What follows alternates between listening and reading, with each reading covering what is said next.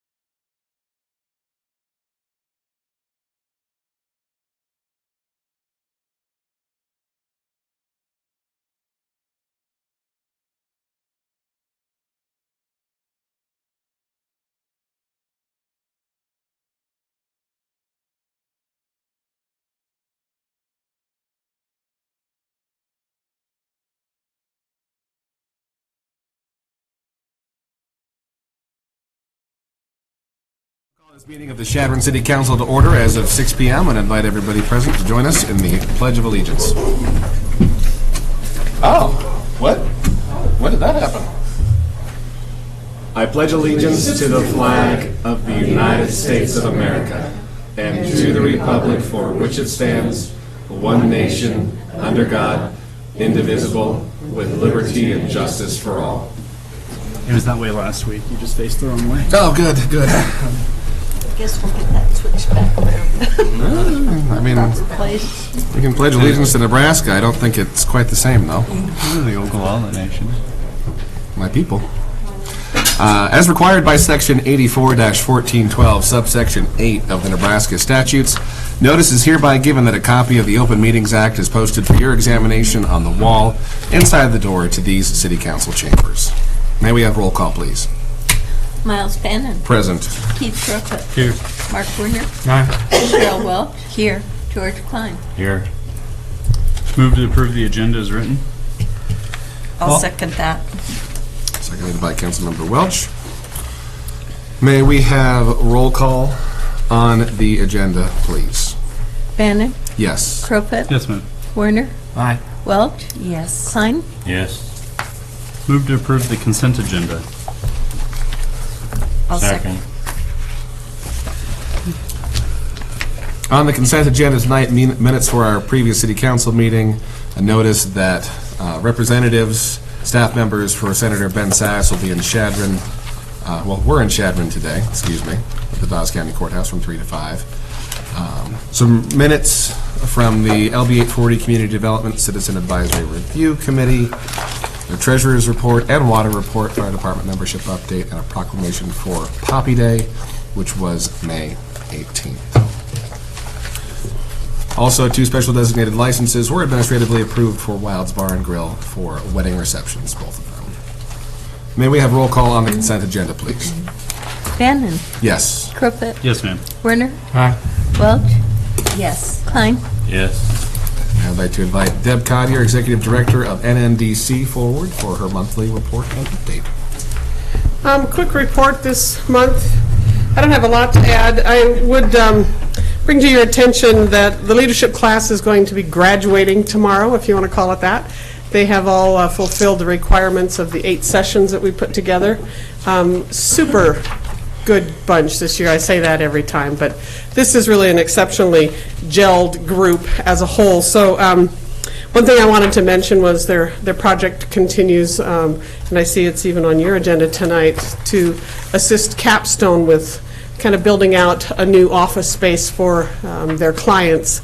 The committee, or the group, excuse me, the leadership group was pretty touched by the kind of work that is done there, and so they will be finishing up their work over there, and will be done at 4 o'clock tomorrow afternoon. I'm hoping the mayor can still join us and hand out the certificates. They will also receive a list, thanks to Donna, of openings that are current that they could consider potentially volunteering their time to serve on various boards or commissions or committees or whatever that are open. So I'll share that with them tomorrow as well. Hopefully, as we identify people who are willing to step up and take the leadership class, our intent and our hope is that they will continue to serve leadership roles as well. You should have also received in your information from me the actual invitation to the visit we're going to have with Governor Ricketts, June 19th. I refer to it as the Diplomats event because it is the Nebraska diplomats that are hosting these sessions around the state. And I think I shared a little bit about this last time. But it appears as though we're going to have not only the governor, but Jim Douglas from Game and Parks Commission speak, and then someone from the Nebraska Tourism Commission as well, and talk about the importance of that particular industry to the economy of Chadron. And then at the end of the day, he will also present a plaque to the Trails Group for all their work that they've done on furthering the development of the Cowboy Trail in particular. And then at the end of the event, the Pine Ridge Wild Turkey Hunt Committee will officially announce the renaming of that event, the Governor's Pine Ridge Wild Turkey Hunt, and present him with a jacket that'll have his name on it and the logo, and kind of do a little bit of brand We'll have a separate press release about the turkey hunt available at that time. I would like to say it's open to the public, but we really don't have room. If you'd really like to come, please let me know. We can make room for you. But we have an invitation that'll go out the 1st of June. And of course, the council is invited, as are the boards from the organizations that I just mentioned. And we have about 75 folks invited.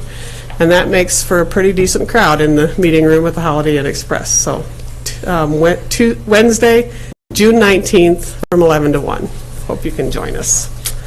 And that's all I have, unless you have questions about anything in my report. I did, Deb. I noticed under the office activities, you said we're still seeking additional committee members. I had volunteered to be on that committee, and we have yet to meet, so I was wondering if you could let us know, are we going to have a meeting set up sometime in the near future? Greg and I visited about that this week, or middle of last week, about what should be our next step. And you're referring to the Plaza Committee? Yes, Yeah. I am. What I would like to see that committee do, kind of under the direction of the mayor when he decided to form this committee, is to sit down and figure out what the next priority is. I believe there are some things that we can do regardless of anything else being accomplished on that corner in the meantime.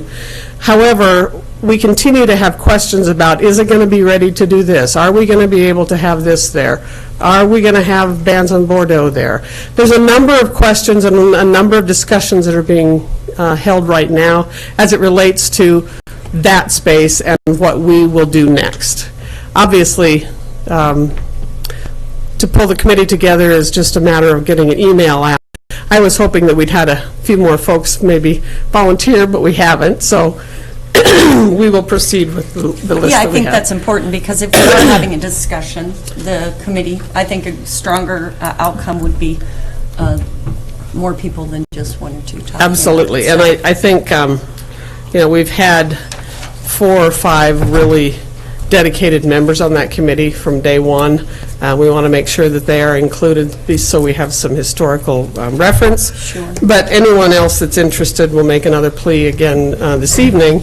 I also think Greg had a couple of names of folks that were interested, but without a lot of other budget available to dedicate to it, I think the best use of our time, I guess, would be to literally look at the list of things that could be done and hopefully prioritize and figure out what those would cost, and then go about figuring out how to That sounds pay for good. them. So can I In the next, anticipate hearing the next from you? week or 10 days. Yep. Awesome. Thank you. And then one other thing, I was wondering regarding the Heartland Expressway.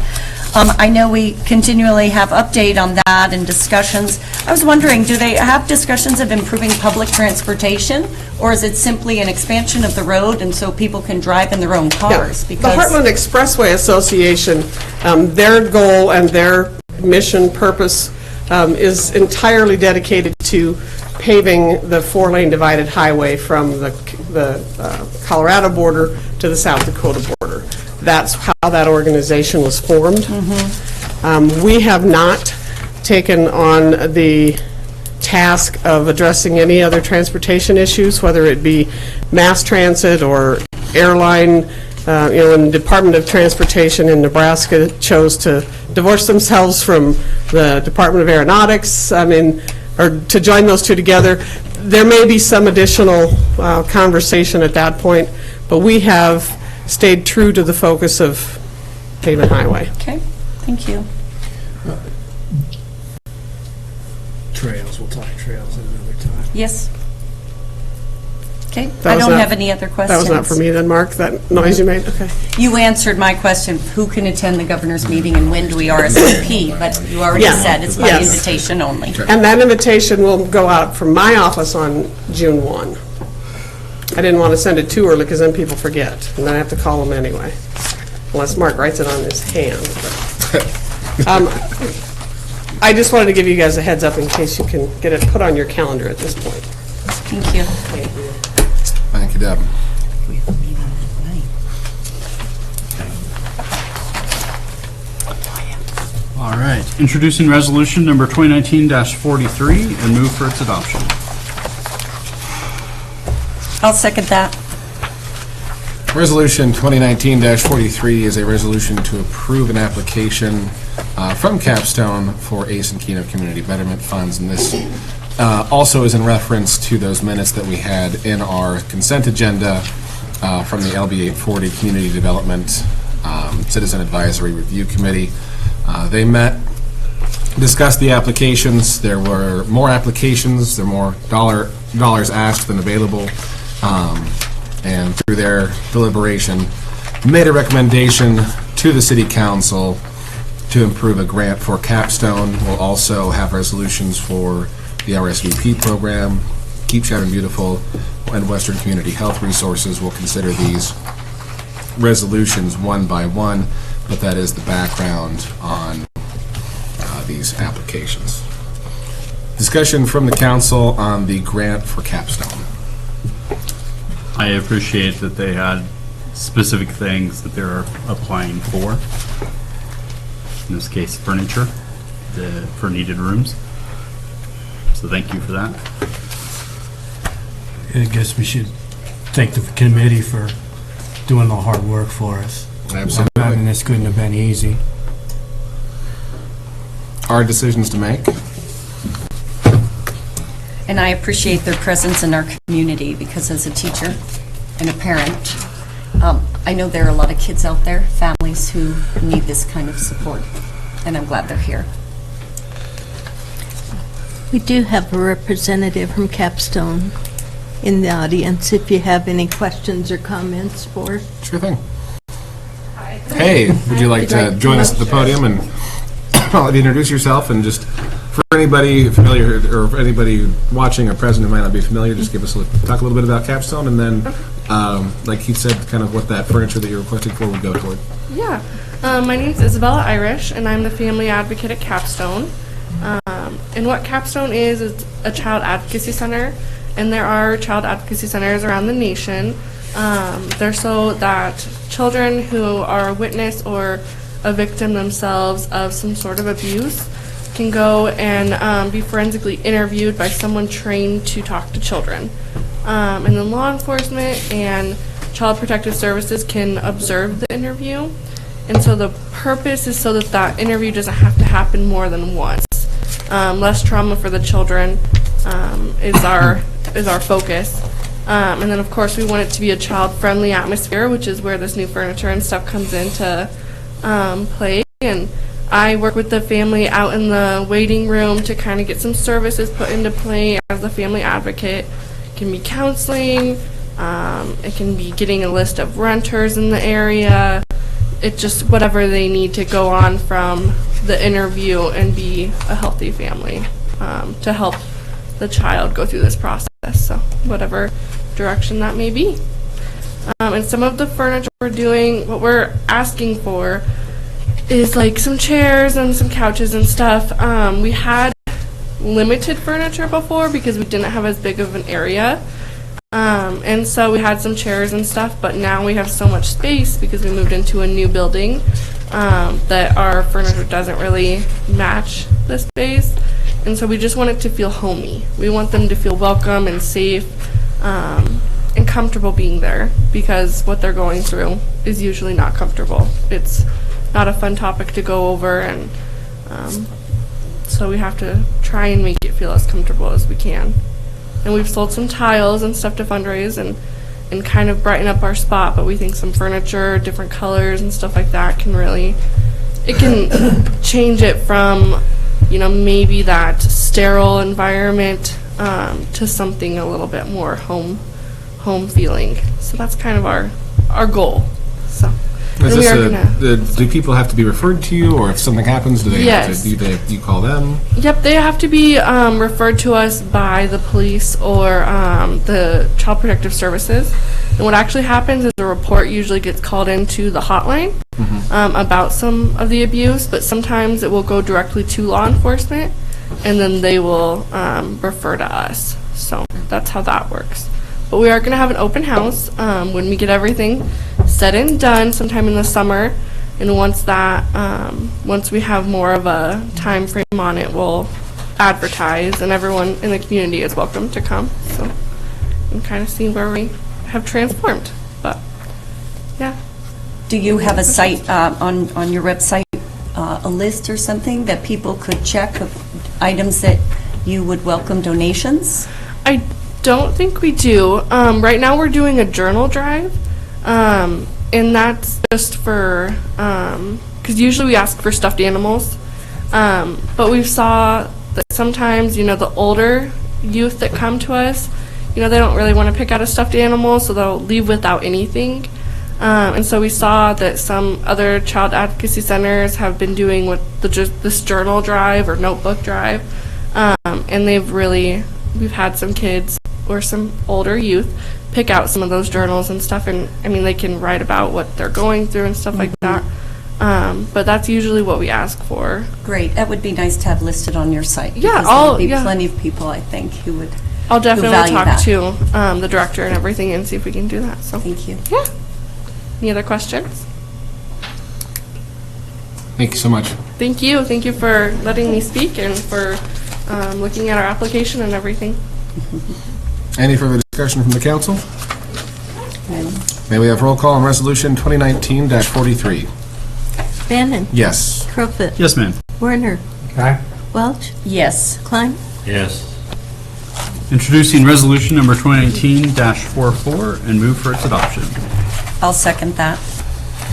Resolution 2019-44 is an application, or is to approve an application from Western Community Health Resources for grant funding. Do we have somebody present from WCHR? I didn't think that we're going to. And just for clarification here, the committee's recommendation was to have the dollars be utilized for program expenses and not to be used for the ongoing wages and benefits of the staff. And Western Community Health Resources has revised their application documents to reflect that they will in fact use those funds to go towards the ongoing program expenses and not towards the wages and benefits as requested by the committee. Excellent. So, in their letter, they say they're seeking $1,060, but out here, and maybe I'm just mixing things up, it says they're approved, or they could be approved for $4,014. Why is I'm just curious about the discrepancy there.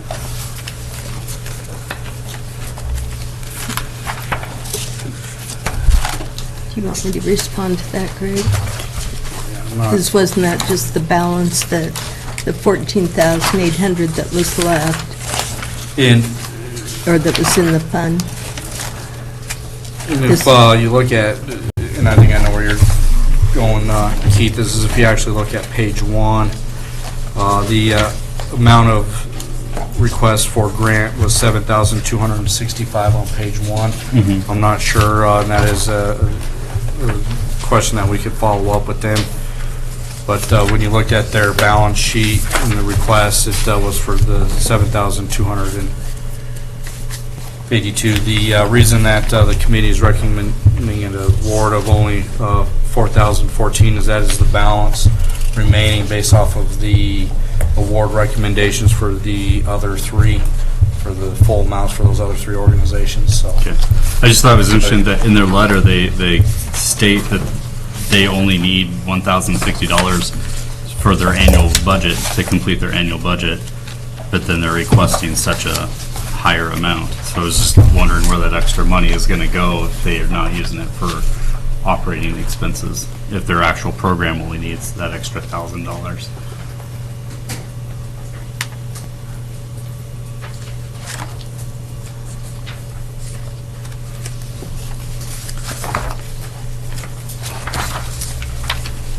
Well, I guess one thing I could say is if we're trying to address food insecurity and prescription assistance fund, $1,000 isn't going to go very far. No, I'm going by their letter that Yeah. states that they only need that to meet their budget. Right.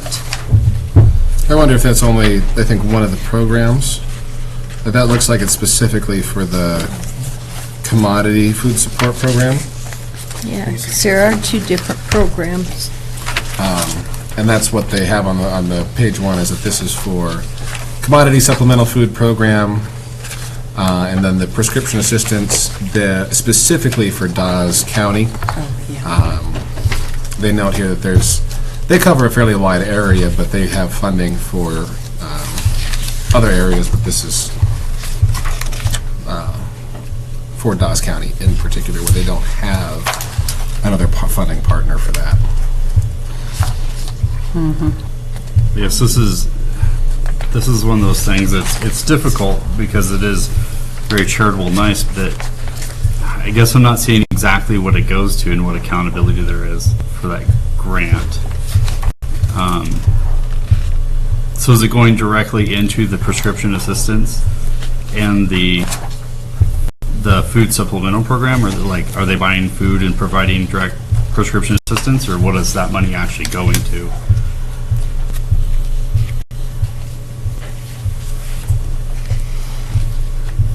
So when they revised on, I believe this is the revision here on their, excuse me, On page 5. on page 5, that the funds will be used for the 3,805 will be used for the prescription assistance cost, and then the balance would be used for the operations.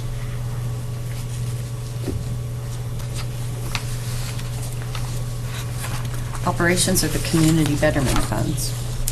So when you look at the CSFP occupancy,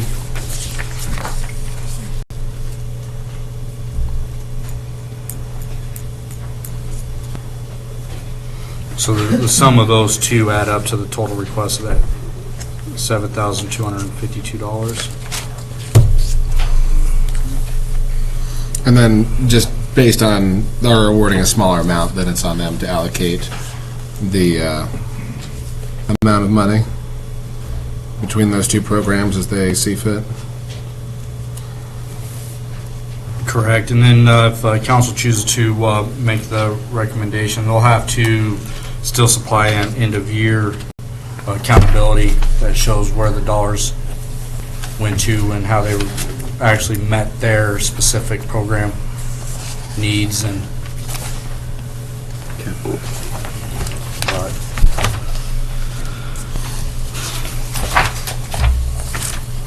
Further discussion from the council? You satisfied, Keith?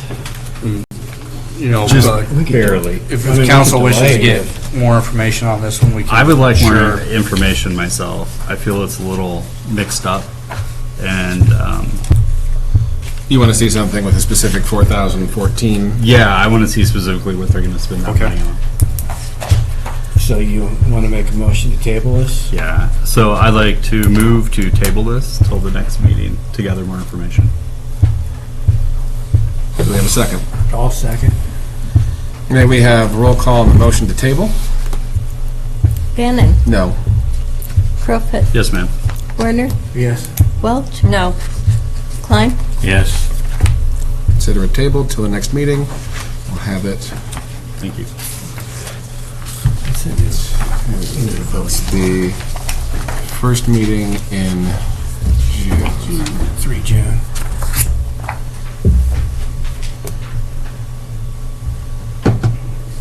The specific request for them to come back with a proposal that covers only $4,014. Okay. Okay, introducing resolution number 2019-45 and move for its adoption. I'll second that. Resolution 2019-45 is an application for community development funds for Dawes and Sioux County RSVP. I believe we have our representative here tonight, and we'll start with her. Good evening. I'm Rachel Johnson, Director of the RSVP program in Chadron, Dawes and Sioux County, who's the counties that we cover. And our program is open to volunteers age 55 and older. Our primary focus of our program is food security. In that, we serve at all of the food pantries in Dawes and Sioux County. We also serve it closer to home. I think we serve about 68% of the meals that are delivered through closer to home. We provide assistance for the Meals on Wheels program as well. That's our second priority.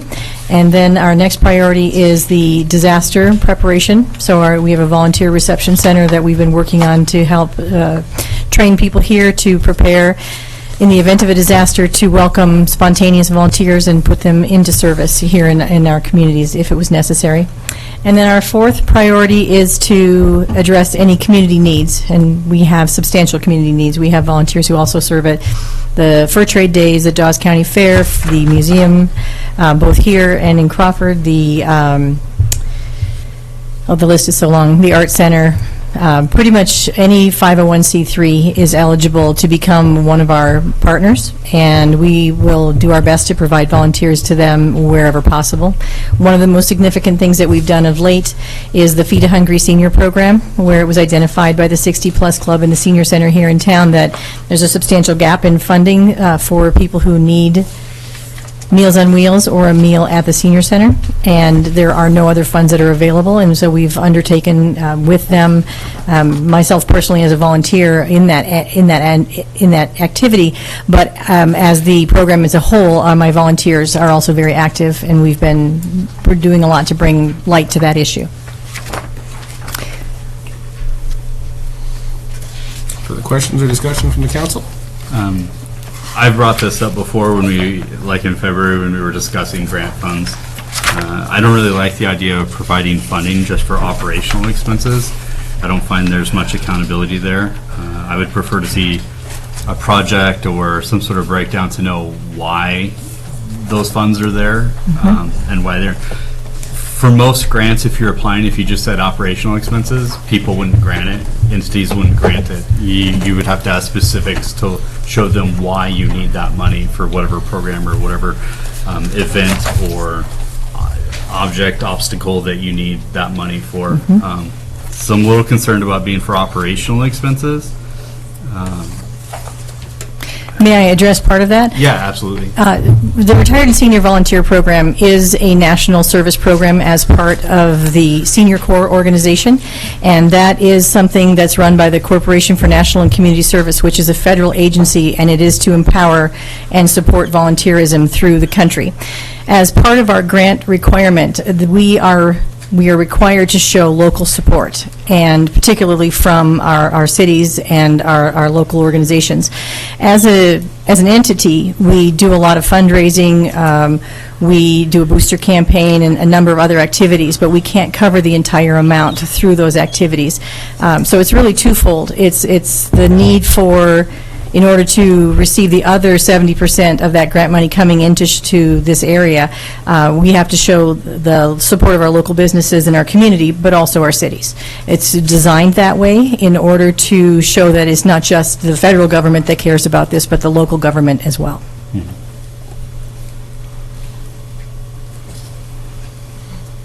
Anything further for Rachel? Thank you. Thank you. Further discussion from the council? And once again, I think this is a very valuable organization in our city, and I appreciate everything they do. Yeah, I'm not against the program by any means. I'm fully supportive. I've bought tickets from Francis Gonzalez. I'm all for it. I just feel it's a slippery slope when we start providing for operational expenses. May we have roll call on Resolution 2019-45? Bannon. Yes. Crupit. No. Warner. Aye. Welch. Yes. Klein. Yes. Introducing resolution number 2019-46 and move for its adoption. I'll second that. And Resolution 2019-46 is to approve an application for community development funds for Keep Chadron Beautiful. I don't believe we have Susan here tonight. Any discussion or questions from the council? Well, I was wondering, since this funding is to organize, promote, and stage the one-day electronic recycling event, I'd like to know when it is. But you might have to wait to find out. Has it, I don't know that it's been scheduled. I don't believe so. They get the funding and then they schedule it. Yep. But,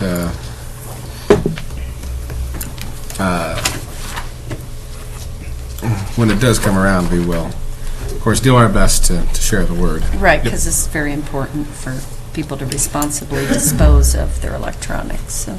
Right, and this is very clearly penciled out on their kind of pro forma for the grant of just exactly what the expenses are. I appreciate the preparation.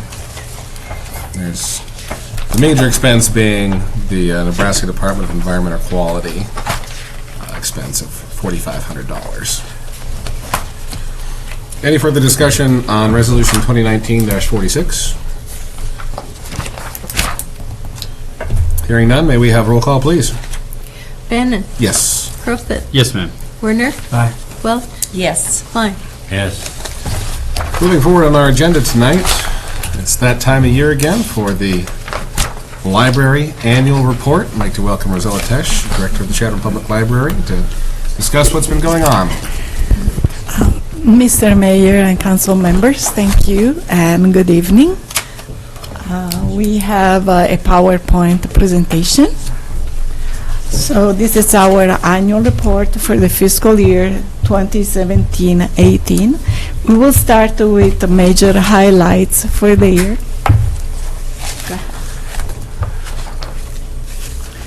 So during the year, we received the we applied and received the Innovation Studios grant.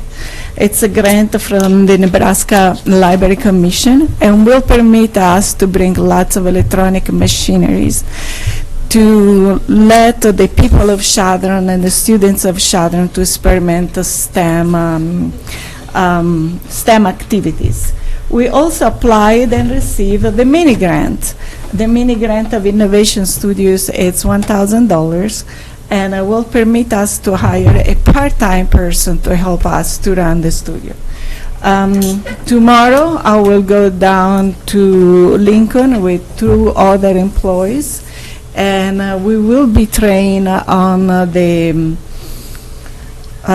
ability to run and also fix problems with all the equipment that we're going to receive, and we will receive the equipment July 9. We also had a second run of NASA at My Library grant, which permitted us to do several activities, and I will talk about them later. We painted the upstairs, part of the upstairs level, and I hope that next year we can do the other part. We started a gardening group. We had a very successful street carnival. It's our kickoff of the summer reading program. We had more than 350 people participating on that. And we had a record attendance of, to the summer reading program, over 340 kids assigned. And our children's librarian is really committed on reaching the 400 level. I hope she can do it. So, programs that we implemented, of course, the summer reading program. We also had a winter reading program that is for adults, and there is the reading part, but also several art and craft programs with which we engage the adults and come to the library. We have a story time. Story time is performed every Thursday at 10:30. It's for kids age 6 months to 6-7 years old. It's a good tool to prepare the kids for preschool and kindergarten. Core of Discovery was a program hired to the children of homeschooling people. And we had several programs ranged from exploring Egypt and Egyptian history, the Romans, the pirates, and so on and so forth. We had computer classes, so we tried to do the computer classes in fall and spring because they seem to be the time of the year where people are more interested. Of course, we had the science fair, virtual reality, International Moon Observation Night. That was not only a night, it was a full week of activities. We had people from the Black Hills Observatory coming and helping people to explore the sky. We also brought, that was very special and we are very proud of it, solar moon rocks in disc to the schools. And so the kids in the schools could see moon rocks. That was incredible for Chadron, I believe. Stories around the fire pit was a series of events, 2 concerts, movies, crafts, and different games that ran parallel to the Fur Trade Days. Of course, traditional ghost hunts. Gardening classes, and those were parallel to the gardening, the physical gardening. The Halloween party for kids, Christmas party for everyone. We had the rocket launches, again due to the NASA at my library.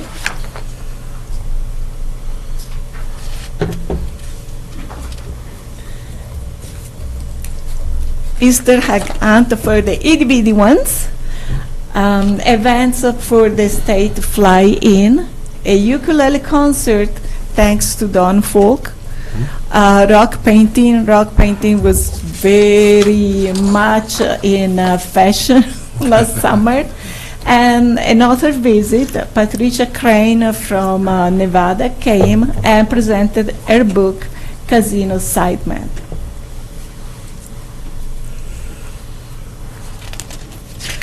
So we have a permanent groups that work almost all year round.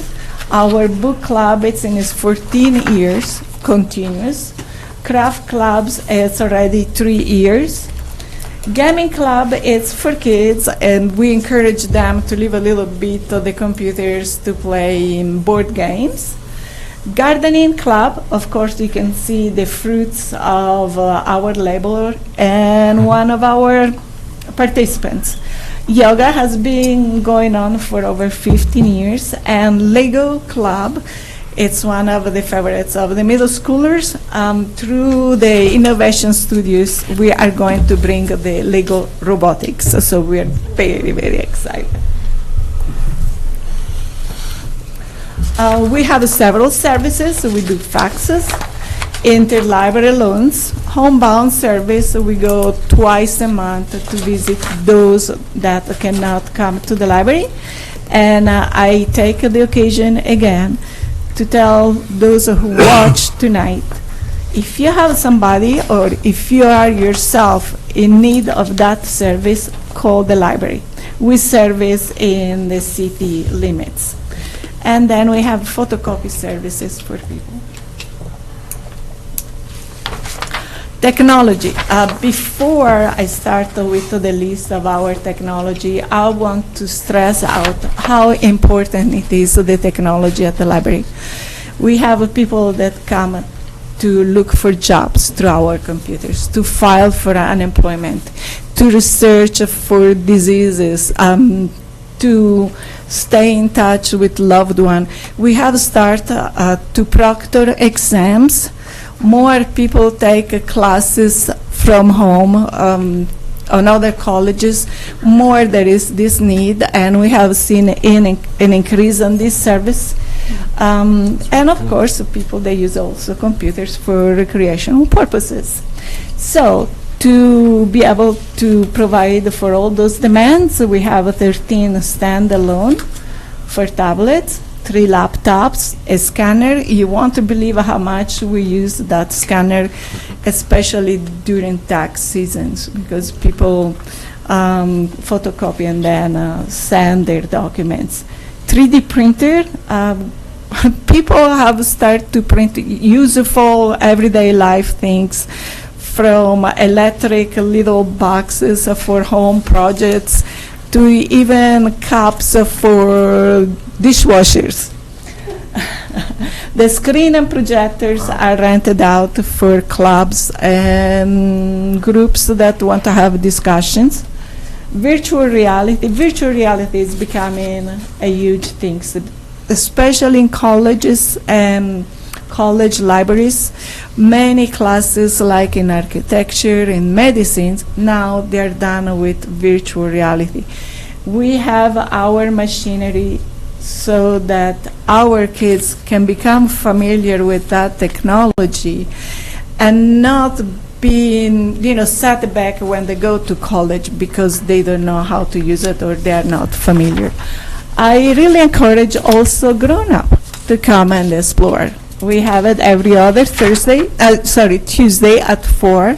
Call us to make sure that it's the right Tuesday. We also have an Xbox One and PlayStation 4 for the games. There is no middle schooler that doesn't want to play those games.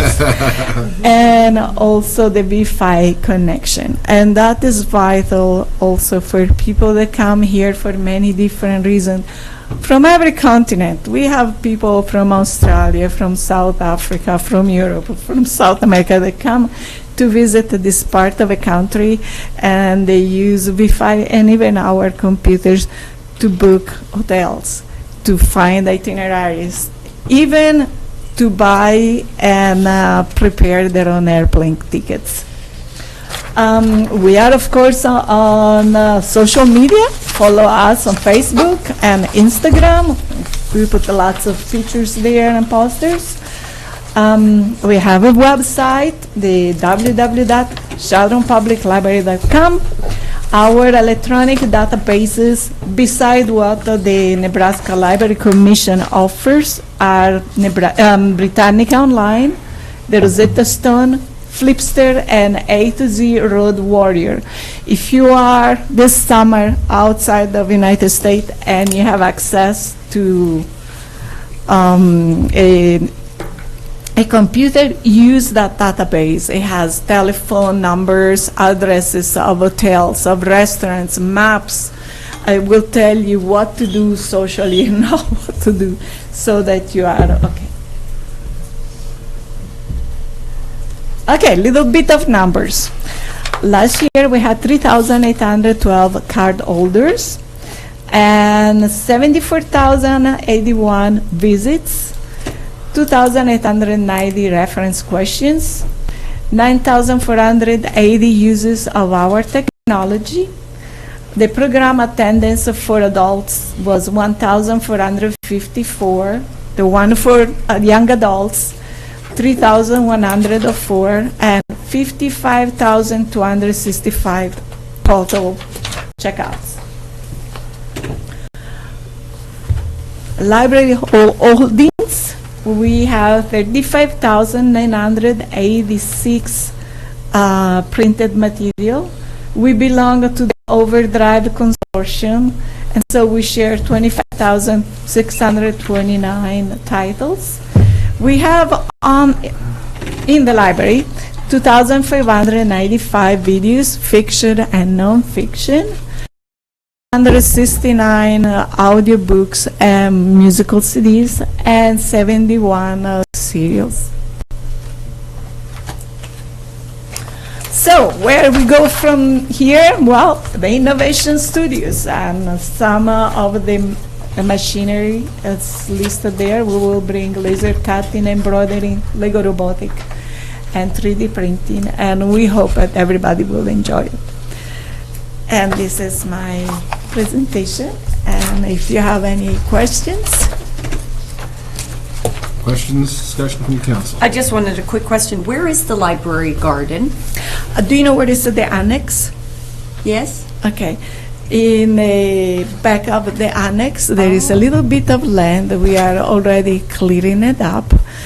And as soon as the season will permit us, we will start to do something. Okay. Come and visit. Yeah, We will thank be you. very happy to show you. Thank you, Rosella. Thank you. Miles, at some point, wouldn't it be good to get the foundation to come talk about fundraising? I agree. Just one of those things that's been on my list. I know George has been working really hard, so. I will relate to the message. Yeah, that would Yeah. be helpful, because we all want to see the library grow. Yeah. Yeah, definitely. We need to. Could you say when that innovation stuff is? Sorry? Could you say when that innovation? The machinery will come on July 9th Okay, and But- that's here for 6 months. 6 months? 6 Oh, months. okay. And we will do intensive publicity. And then the machine that goes away, keep it. No, but I hope to find a way to write some grants to have a good substitutes for it. Right, okay. And Rosella, I just had one more question about the garden. I just wondered if there's some overlap between our community garden, people who are utilizing that, people who are learning No. about gardening. No, It might be a resource. we are just at the beginning of our programs, and frankly, because of the innovation studios, this year we had to take it a little bit easier. We hope to really start to work on that next year when summer will be a little bit more calm. Thank you. Thank you. Rosella, just a quick question. What is a printed serial? Is that like a... A magazine. Oh, It's you. a fancy word. for fancy magazine. word for periodical, for Yeah. magazine. Okay. Cocoa Puffs, Good. Kicks, the round ones. Yeah, right. Printer. But you print them off, so you're only eating printer paper. It's Look, low Captain calorie. Crunch looks like it's 3D printed. It has those layers in it. Doesn't chew like it's 3D printed. I don't know. It tastes pretty plasticky. That's kind of, I mean, it cuts my mouth to bits, mostly. Anything else? Thank you, Rosella. Thank you. Thank you. Moving forward tonight, we have our much-requested comprehensive plan update and review session with the city manager. And Greg, go ahead and delve into it. So this is going to be more of a kind of executive summary update, but in February of 2018, we had a special council workshop meeting where we discussed each one of the different core areas within that comprehensive plan and the different tasks that were associated with those core areas, and just kind of highlighting some of those larger tasks that were completed and through each one of those areas. As Deb has visited quite a bit about and as also part of the downtown plaza, the city completed facade improvements for the downtown area, which was completed through the use of community development block grant dollars. The city was also able to purchase some of the fixtures for the downtown plaza through that same grant funding source through the community development block grant. Also through that is the city has been partnering with the Northwest Trails Group to work on an access easement for the remaining portion of the trail that extends approximately 3 miles east along the rail line there. And currently we are waiting to get the finals from the Trails Group. I know it's been kind of a back and forth between the owner of the rail line as well as the city on some of the easement language, and I believe we have that all cleared up now, so we should be able to bring that forth very soon in terms of approval on that easement. So, that's pretty exciting to be able to get that portion done. And then I know the Northwest Trails Group has been able to receive a pretty substantial grant to be able to complete the remaining portion from that 3 miles out to the Hay Springs area to get that completed. So that'll actually bring hopefully all the way into Chadron. Just a quick question, Greg, that once the easement language is figured out, then what are the next steps? It's going to take, I assume, some engineering and some dirt work. It's not just a path that exists since it runs alongside the railway, right? Correct. And the Northwest Trails Group will actually be working on finding funding sources to complete that 3 mile portion there. The easement language is such that right now in draft form that the city's basically just the governmental agency as the owner of the easement, because it can't go to a nonprofit organization. It has to come to some type of public subdivision to be able to maintain that. So we're just basically the holder of that. And part of that MOU will actually be that the Trails Group will actually look to funding sources to be able to complete those last 3 miles of work. So it will actually require some, improvements for right-of-way and actually widening some things in there and stuff. So it won't be that the easement is dedicated and you can go out there and, and go on the bike, and it'll require some improvements in there, but working on the housing and the... May I ask a question, Absolutely. please? I can barely read this. This is so small. But I know it says underneath the develop incentive ordinance will need changes for sidewalk use. Continue to promote use of plaza space. Could you please tell me what we mean by need changes for sidewalk use? Right, I believe it's related to the use of the downtown area and sidewalk use, so whether it be, cells out on the sidewalk, and I know Janet can elaborate a little bit more on what that exact ordinance would. Right now, our ordinance has limited use of the sidewalk, and we've had discussion for a number of years of expanding that use, much like the Bean Broker does in front of their building where they put the tables and chairs out there. Okay, so it's... Technically, that's not allowed by municipal code right now, so we'd need a rewrite. I see. And then like expanding, if we had the vendors out on downtown plaza, if they were on the sidewalk, right now they'd be technically illegal. Correct. So it seems like that's something we should work on. As a bicyclist, the fact that we don't allow bicycles on the sidewalk, I would never ride on Main Street because it's too dangerous as a bicyclist. So, I'm just throwing that out there, but And I I can't tell you how many times I've almost stepped out in front of my office and got ran over by a youngster on his bike. Coming down the sidewalk. Yeah, I think we can figure something out.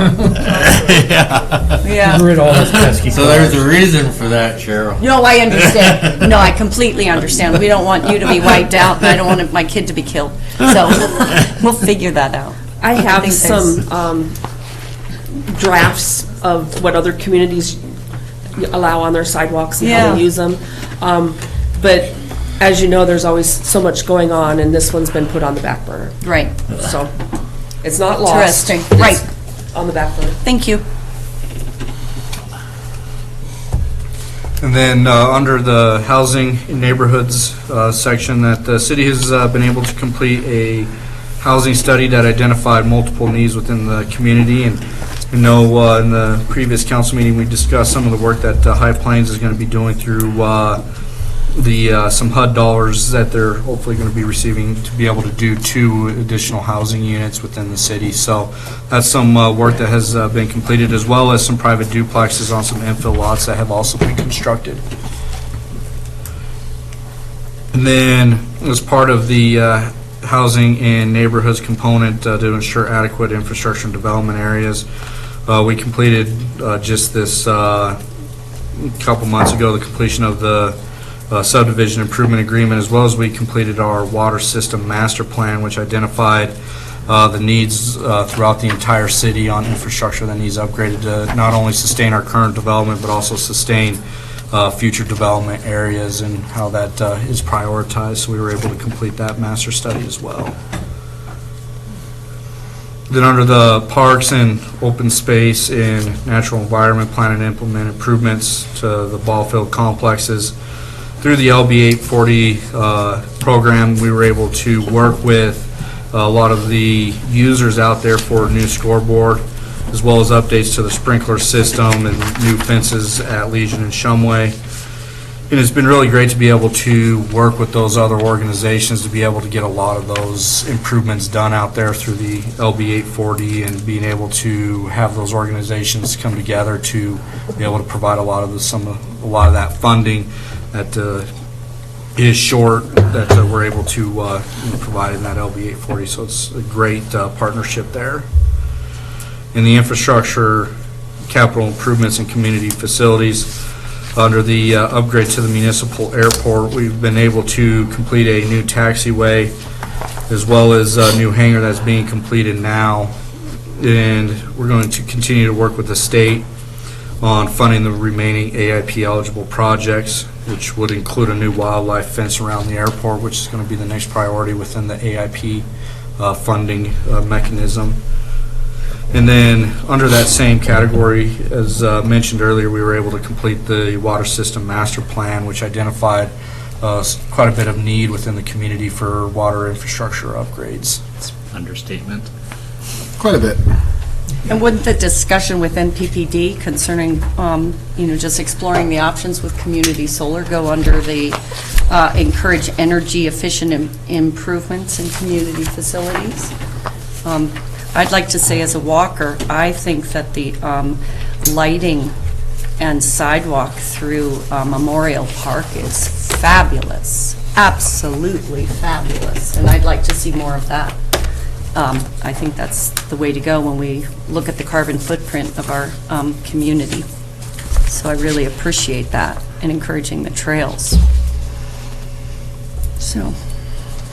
You're not the one letting your dog poop on that sidewalk. You already right? asked me that last time. Just gotta Keith. make sure. I said no. I might catch you one of these days. No, you Keith's won't. signature issue, and they will not man, rest. It so is annoying. unpleasant, for sure, so whoever isn't cleaning up after their dogs, I think we need to take care of that, And under- for sure. Under the transportation component, conduct ongoing capital improvements to streets. Staff has been able to complete and maintain quite a bit of capital through the FAST Act that is funded through the Highway Administration. And this is also part of the 1 and 6 year street plan that's been identified to, prioritize the street capital needs, as well as continue to upgrade sidewalks as budget allows when, part of larger projects such as 6th Street, as well as the sidewalk that was completed through Memorial Park as part of the LB 840 funding as well. And then under the community image and Hang on, just 1 second. I do want to put in a plug. I think the maintenance of our sidewalks is an important health and safety issue, and that we should really prioritize it. I walk a lot, and our sidewalks are not good. And I think that's the kind of thing that's... complete. Right, and that's the kind of thing that's going to retain people here. If you can go out for a lovely walk with your family, I think that's a real bonus, and I think we need to elevate that on our list of priorities. Thank you. And then under the community image and identity, support festivals and marketing programs, and to continue to support the Chamber for Bands on Bordeaux and the Fur Trade Days programs, as well as other organizations and groups. Included in the packet here is a list of the notes that was taken as part of the full meeting held in February of 18, and it's just like I said, wanted to just touch real briefly on some of the large highlights that we were able to complete. Actually, I noticed that in the initial public art and other placemaking initiatives. We do have the alley art project coming up, so I think that fits right in there nicely, and that's going to be a very invigorating project, exciting, and lots of different people from various age groups are going to participate in that. Thank you to the Chamber of Commerce for organizing that. Discussion from the council. So we're going to start on planning. I want to direct everybody's attention to page 6 of the comprehensive plan. Time horizon for implementing comprehensive plan and working towards its community vision is 10 to 20 years. Although the plan should be reviewed and updated every 5 years. We're at 5 years. I think it's time to, form a committee and get started on how we're going to do that and how we want to integrate the comprehensive plan into next year's schedule. I would suggest that we've got a lot of the metrics for what we want to look at already done. I spent an hour, maybe 2 hours with Terry going over streets, just trying to get a figure of, I believe when Miles and I started on the council, there was 42 substandard blocks of streets, and now I think we're down to about 30. But putting that out, these metrics to show improvement, the water plan, my God, we're down $20+ million. That's not to say we haven't put a heck of a lot towards improving that. So these sorts of metrics, what the team has done over the past 5 years is pretty special. If you take the number of curb cuts that have been done in conjunction with other projects, we've made a lot of progress. Right. But you don't really feel it because it's onesies and twosies. But, you know, even 6th Street, the walk there is vastly improved from 6 years ago. Some of the other metrics that I, was thinking that we might want to take a look at, Janet does that lovely report every year on building permits. But if we could aggregate that and put that against the housing plan to show the progress, I believe they told us we needed 68 units in 10 years. So, you know, how are we doing on that? Business development. Mark, I think as you're rattling those things off, I think you can look at the application that, do you need me in here? NNDC actually compiled a great number of metrics and stats and for our application to be re-designated as an economic development certified community. So those kinds of numbers, and believe me, I get every building permit, at least the commercial ones or the non-residential ones, you add those all together and it does give you a pretty significant picture. The other thing that I would like very much for the city to consider, and this would make it so much easier to do, would be to actually compile and submit to the state. It's not so much an application as it is a suggestion that we would be worthy of being selected as one of the communities for Community Development Week. The state is always asking for communities to submit things. And so I think you're right, Mark, that we don't see this every day. And if you take a 5-year snapshot of what has been accomplished, both in the business and retention and recruitment piece, as well as some of the other metrics that you just mentioned, I think would be really good to have in some form that we can share with the public. And in digestible chunks. You know, Roselle just gave us a great snapshot of the library. Terry gives us a snapshot every year. I guess I just would like to expand Terry's snapshot to include the history, and same thing with Janet's. I've got a list of the things that as I went through, I didn't know we had a stormwater master plan. I mean, I should have, but it's there, and it was done in 2008, I believe. You know, we haven't talked about that in as long as I've been on the council. And then, you know, there's a great chart in there on retail sales and LB 840 growth. I think we've got a good story to tell, and we're not aggregating it in any manner. The folks on the PRT talk about doing yeoman's work. God, that's got to be hard and frustrating, but they get results. Might not be as quick as we'd like. So there's just a lot of things. I made a list as I reread this for the I don't know what number of time, and it would, to me, this is what plans are for. Not so much. It's not the plan. It's the planning that's important, and having metrics to decide where we're doing good and where we need to attract some attention. So anyway, I've got this. The airport. I think we've got, you know, on the commercial side, we're doing great. You know, to show the growth since Great Lakes left, and the current carrier came in. I think that's another great story. Now, on the flip side, I think our sales of fuel is probably down. I think that. I don't know that. But if we could start incorporating that into our deliberations over the course of a year in digestible chunks, I think we'd have a great story to tell. And also, it would inform our debate on what's going to happen next. So, I think maybe it'd make Deb's life easier. I think about this a lot, about how do we pull all that together? Even the list that you have jotted down is helpful to know.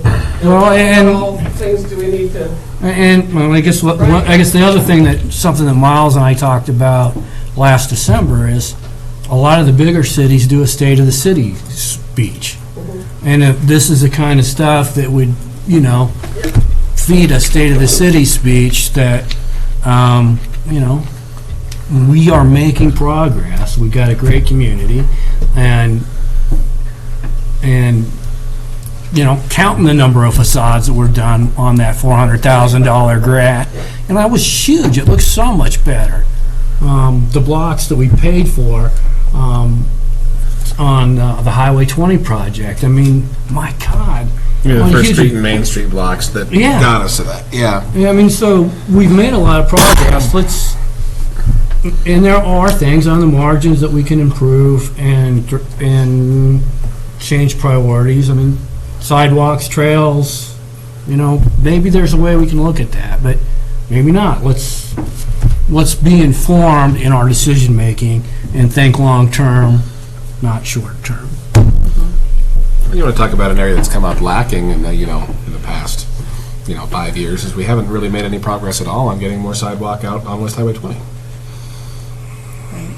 I think that's obviously been an issue of Dangerous. capital, and a lot of things that contributed to that, but it's a huge safety issue for our community and something that you talk about trails and things like that. It's not just sidewalks, it's, focusing on more than just residential sidewalks, it's actual public trails. Right. That can meet a lot of In which needs for we our have a community. plan that was developed. So does it seem, it sounds to me that we should plan We should a plan a plan. meeting sometime in the fall. Ooh, Bad idea. I Sometime? think we should start sooner than that. This process for the comprehensive plan, I think, was $100,000 over 6 months. No, how much? 30,000 over 6 months. but if you were to give a 6-month time period, start July 1 and have something done so that the beginning of next year, you've got a state of the city. Basically, we need, in my opinion, we need a schedule. And coming up with a schedule, then how do you meet those timelines without killing city staff's real job and our off time? But to me, let's look at a committee, start planning how we put metrics against all this stuff as a part of normal routine, so that it's not staff intensive. If you give me numbers, I will read them. I'll write the speech for you, shipmate. Just give me the numbers, or help me get the numbers.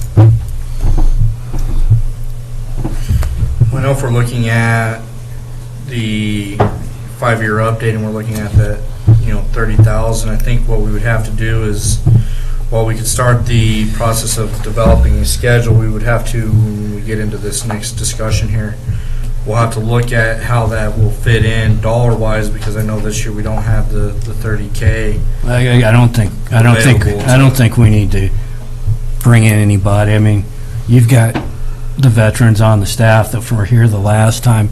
You've got Deb.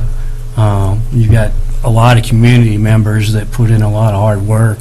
Just think of all those meetings that John and Carrie went to, the Dawes County, the joint, Dawes County Joint Planning. Sandy Rose's group. But you've got the planners here. We just need to give them a structure to ask those questions again. So you said the budget for this is going to be coffee and cookies, so we're not talking Coffee, bringing in the cookies. Lakota group or whoever to To no, consult. to me, it's just Revisiting. it's just standard maintenance and building on this. And there wouldn't be another $30,000 6-month process until the end of that 10 to 20 years. Yes, unless we drop the ball. You know, that's what happened on the 97 plan, right? They had a good plan and then lost Got shelved. momentum. And that's what we don't want to happen with this. Well, I would be happy to be part of that discussion. So would I. I don't want to drop the ball. I think it's important that we revisit it, and it sounds like the time is upon us. And I will not charge anything. I don't even need cookies, I'll just go. I require some form of caffeine. Whether it's carbonated or not, it's not important to me. I'll bring you a coffee. I think a workshop towards the end of that process with the full council, I think, would be very much in order. Or to start with it, you know. Or to start at some point. Yeah. To me, at the start, you'd want some sort of a I'm workshop. thinking of, you know, yeah, it's maybe at the start and at the end. Just something like that. And then periodic updates as we go along. You know, I mean, and you get those anyway. I mean, Terry's brief happens every year. Janet's happens every year. Deb's every month. Rosella's every year. Yeah, I think it's kind of pulling together what's happening already and capturing it. Well, and to me, it's the important thing is the change and the direction of the change. You could determine from what you compile as your report what's missing, or where we have perhaps not accomplished what we wanted to. Well, thanks for the opportunity to bring this up. It's, as you know, it's near and dear to me, and I really think it'll make those that follow us have a much easier job. It also will serve to inform the new members and the community on how we're doing. So you're not just shooting from the hip. Never been accused of doing that. Said we, not you. Thanks, Greg, for that, for putting together that update. I know it took a lot of time to do, and appreciate your effort there. Any further discussion on the comprehensive plan update? I think okay. Well, at this point, before we get to agenda item I, take a 5-minute recess. We'll return at 7:17.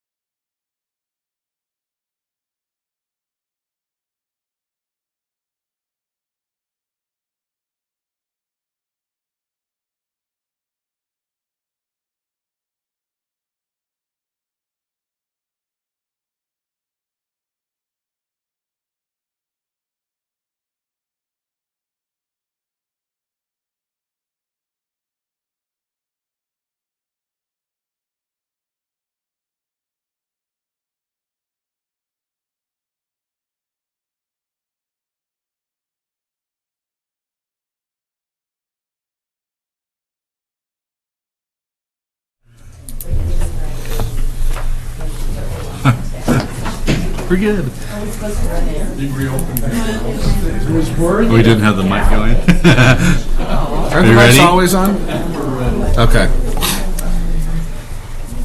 I'll wait until the picture turns on, then I'll...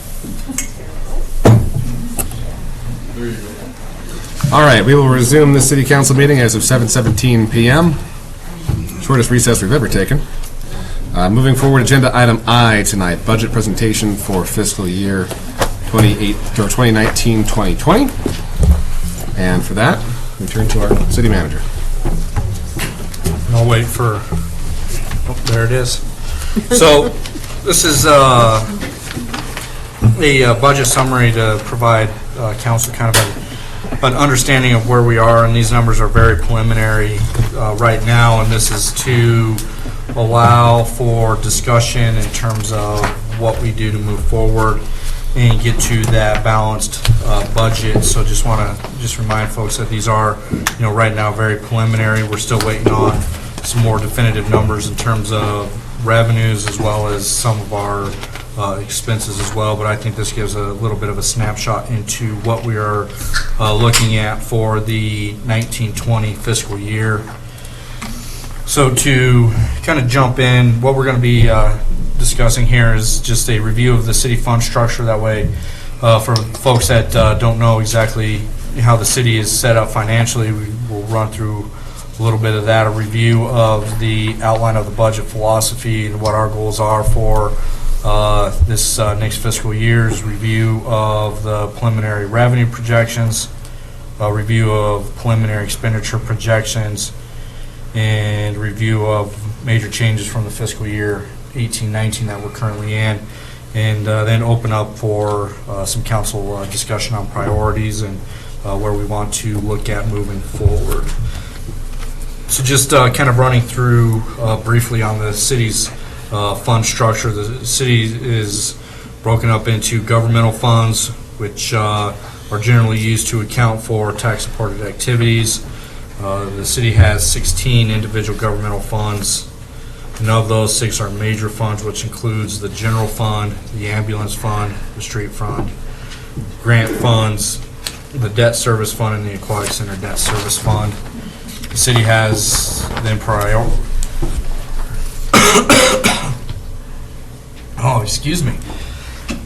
proprietary funds, which focus on the determination of operating income and changes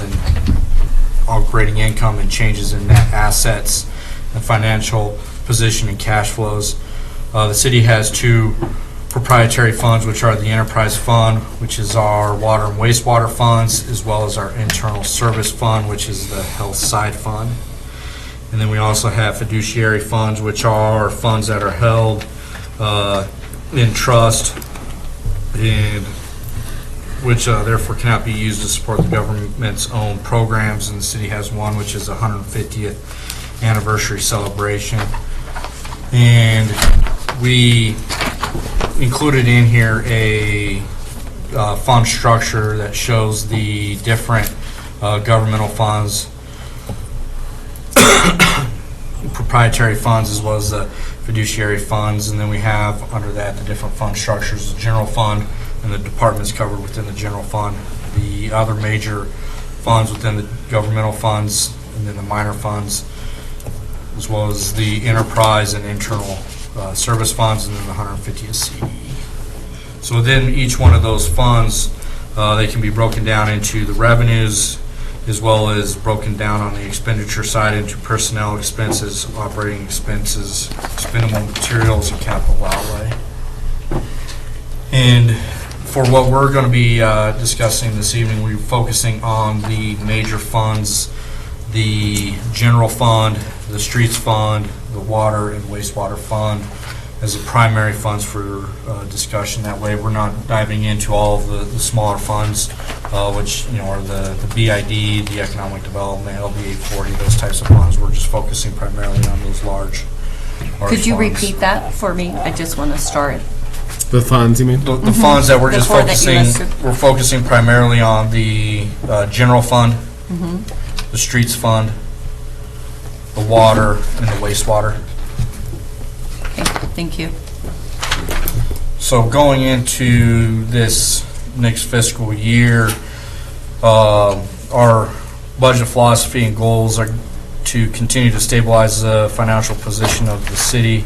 Last year, our goal was to provide for a fiscally balanced budget over a statutorily balanced budget. Our goal this year is to continue to provide for that financial position, to continue to maintain levels of service, to invest in employees where we can, and to operate and maintain capital assets. So last year, when we were discussing the budget, we were discussing fiscal policy and the need to develop a fiscal policy to help guide and stabilize the financial position of the city. Right now, staff is continuing to work on this draft policy, but we are utilizing many of the principles to help guide our budget for this year. And some of the key components of this policy that we're going to be looking at is the financial planning, revenue policies, expenditure policies, debt management, accountability, and our reserve policies. When's the plan to run that past the council? Our plan is to hopefully get a draft within the next month to council. That way, it's going to be there prior to the review of the next budget round, which will be the budget workshop in July. So our goal is to have that in a draft form for council review here very soon.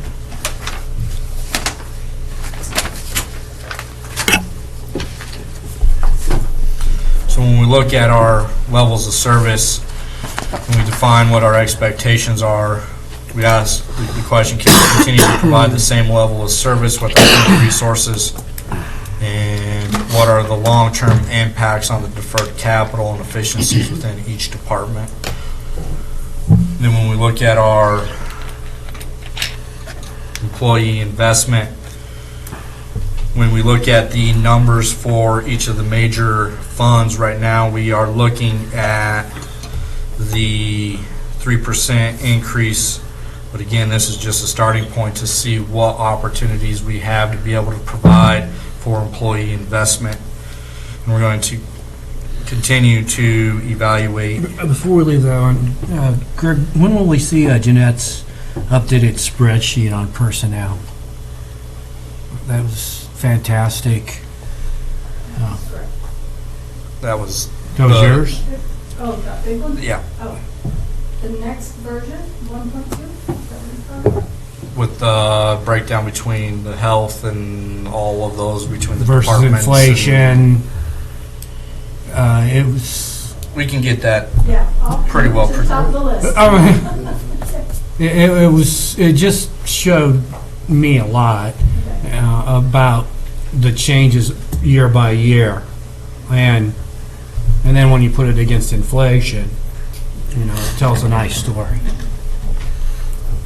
Thought there was going to be a party there. And again, the 3% is just a starting point to see what can be fiscally sustained and supported in the long term. Then we're going to continue, as we discussed at the previous council meeting, to continue to look at opportunities in our health insurance, being self-insured, to provide a different tiered system to include employee plus spouse, in addition to our current employee plus family and employee only. Is that workable to do as an employee plus one, say for like a single parent with one kid, or does that only work as employee plus spouse?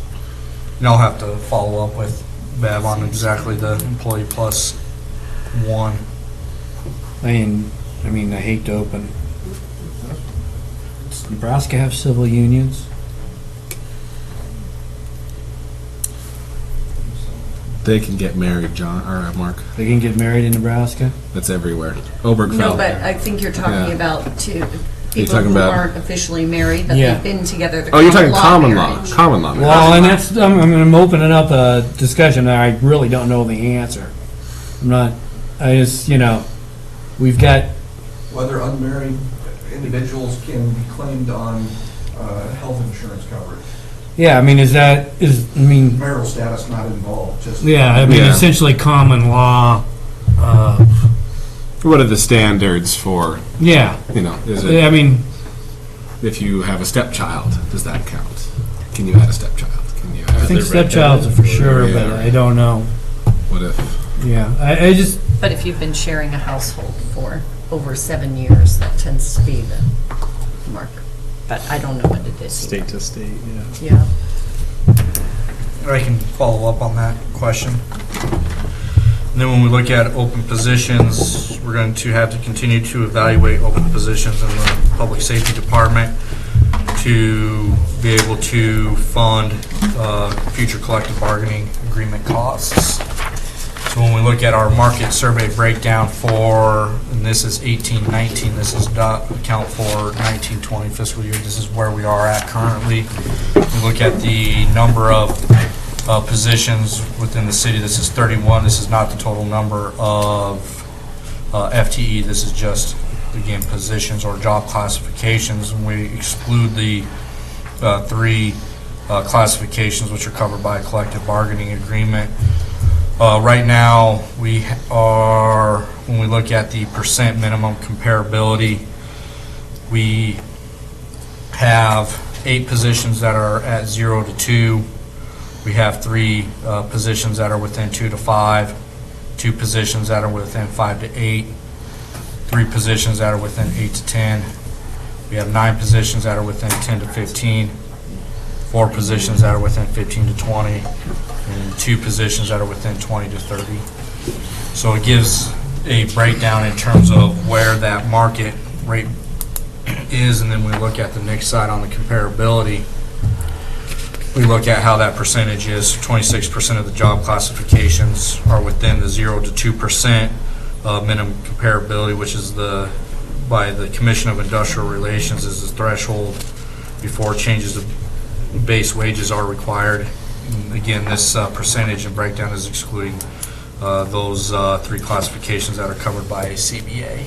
So I guess I'm going to need a little bit of clarification. I understand that 26% are within, but that means 74% are not. So what I understand, I know what the Commission of Industrial Relations is, but tell me, have we reached that threshold, or we're far from that threshold?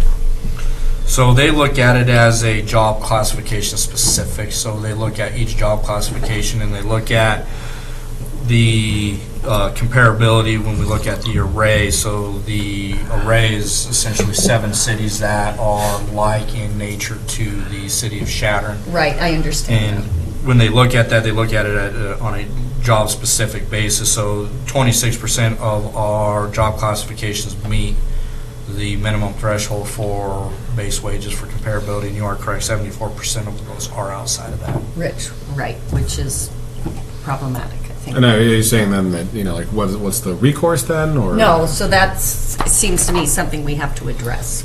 Something are we some of have them to- high? Or all 74 low? I'll have to go back. I believe that we may have 1 or 2 positions that might be either right at or just a little bit higher, but I can go back and confirm that number. Almost out of those 8 that are within that 0 to 2, all of them are between that 0 to 2. I don't remember. Like I said, I believe we may have 1 position that might be above but it doesn't meet the threshold by CIR to do any changes. Well, so, have we scheduled Bev to come in and brief us on what our responsibilities? That would be good. I mean, I've been listening to this comparability stuff for years. I also know that, I read the Carrie's report on the county and their approach to comparability study. What are our responsibilities as council per law? I'd really like to understand that, because I don't want to have somebody come in and tell us how to run things because we didn't understand this law. And Greg, can you speak to that as far as our responsibilities? Like you say, that's the guideline from the CIR. Are, like Mark says, is the state going to come in and tell us what to do? Or is anybody going to do a lawsuit? Can we have Bev come in and give us 15 minutes on this? Sure. I mean, rather than putting Greg on the spot, you know. And actually, And I don't know is a fine answer, Greg. no, I actually can give a very detailed explanation as to this entire process.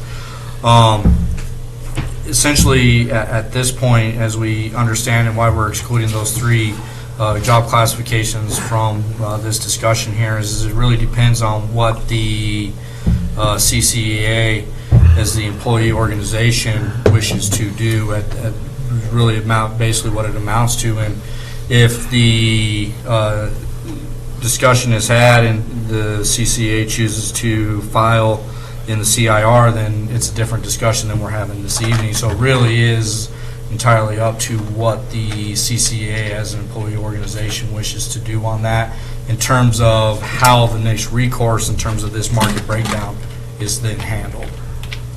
Well, I'd like to... So, right now, as it stands, the state is not going to come in and say,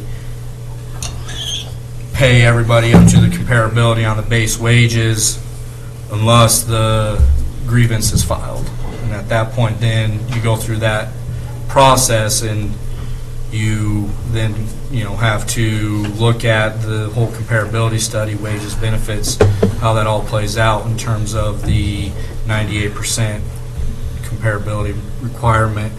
There are a lot of communities that only look at their comparability every 5 years, and they do comparability studies at that time, but they also aren't covered, and their employees aren't covered by collective bargaining agreements or those types of things, so.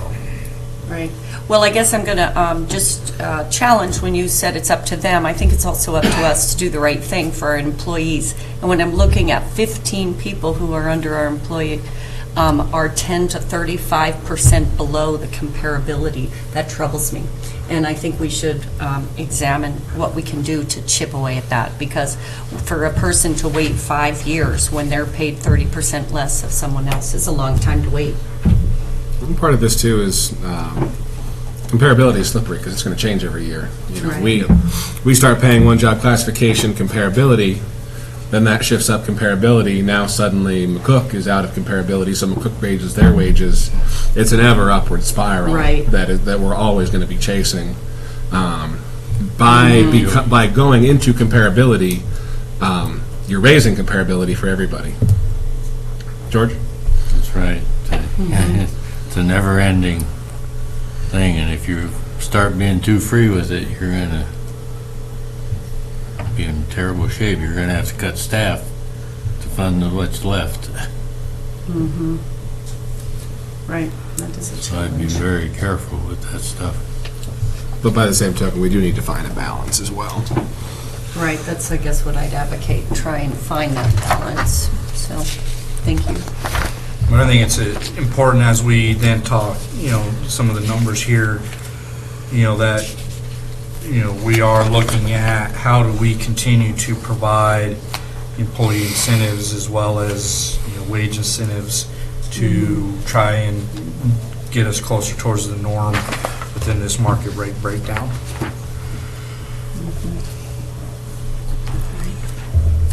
During fiscal year 18-19, the city budgeted the following capital equipment improvements: radio purchases for the fire department, IT system upgrades at the library, parking lot improvements at the aquatic center, and you'll see this on the next sheet as well.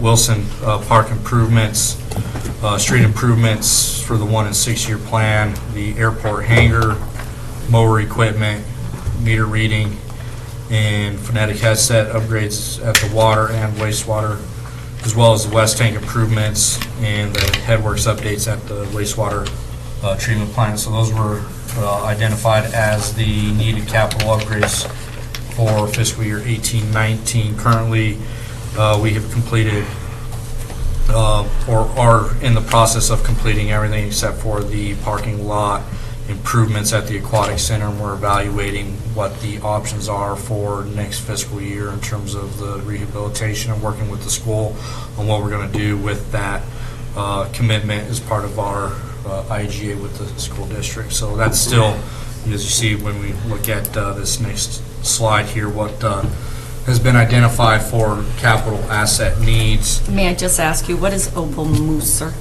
What is Wilson Park Improvements, Opal Mooser? Musser. What is that? An She left individual? money. It was a Yes. trust that was left for specific upgrades to Wilson Park. That's where The the funds paving- are restricted only to Wilson Park improvements. That's where the paving came from that was done several years ago. It was, she didn't like the dust in the Okay. park. Neither did I. Nice. Hard to Okay. ride your bike So on dirt. it was paving? That was the improvements? Is that what I'm hearing? Okay. But that's also, there's This- money this- left no, over. this- And that last year's improvements came out of that. That's just the fund that it came out of, the Opal Musser But fund. the improvements that were completed this year within the Wilson Park were upgrades to our water infrastructure due to emergency need of the water main break that occurred and the need to put in a new 4-inch water line. That was the improvements that were completed this year under the Wilson Park improvements, as well as getting the water turned back onto the bathrooms. So. Yeah, that's what we're doing right now, and I'll just back up what Greg's just saying right there. When we did the parking lot, the paving underneath there, we didn't replace the water lines. It was an old steel line. And last year, we had a break in it. It was close enough to the edge, we cut out some sidewalk, got it fixed. Took us 3 tries, but we had underneath, this time it was a little bit worse than that. We have no idea where it's at. It's underneath the parking lot somewhere, so we had to put in a new water line. We had intentions to put in a new sprinkler system. We still have 3 areas in the park that are not complete. But we're gonna use the money instead to put this in. We're gonna retap the bathroom, retap the drinking fountain, and retap the sprinkler system that's in the bottom of the park. That's what's going on right now. So the Musser Fund has been here since I've been here. And they used it for the paving of the roads, but they've also used it for some other improvements in the park. We keep adding, all the underground sprinkler systems that went into that park has come from the Opal Musser Fund. The twist-in system that's in there, and anything that we need to do for the gazebo, the shelter, or anything like that, we use that fund for. And that fund is, I believe it's, Jeanette, if I'm not, about 100 and some thousand that's left in that account. Before you spend it out this year. Well, we're doing the project, we had to have it bored, because we couldn't just dig it up because of all the power lines, the trees in that park have already taken a beating through the 2013 storm. I didn't feel like we needed to take out another 17 trees. And it was cost effective to bore that line in rather than to dig it in with a backhoe. So we went in and did it, I believe it was like $24 a foot. I believe total was less than 10,000 or right about 10,000 to get the total. Yeah, to bore that from Moorhead Street all the way into the bathroom area, and then we'll have a little more expense. The plumber's coming in to retap the restroom for us. We still have to bore into the bathroom yet, and we'll hook up the rest of it. But we're trying to get, I don't know what the weather's gonna do to us, but we're gonna try to have it done this week. I seriously doubt that's gonna happen now, so. But that's a little explanation about that fund. Thank you. Yeah. Opal Mooser. Musser.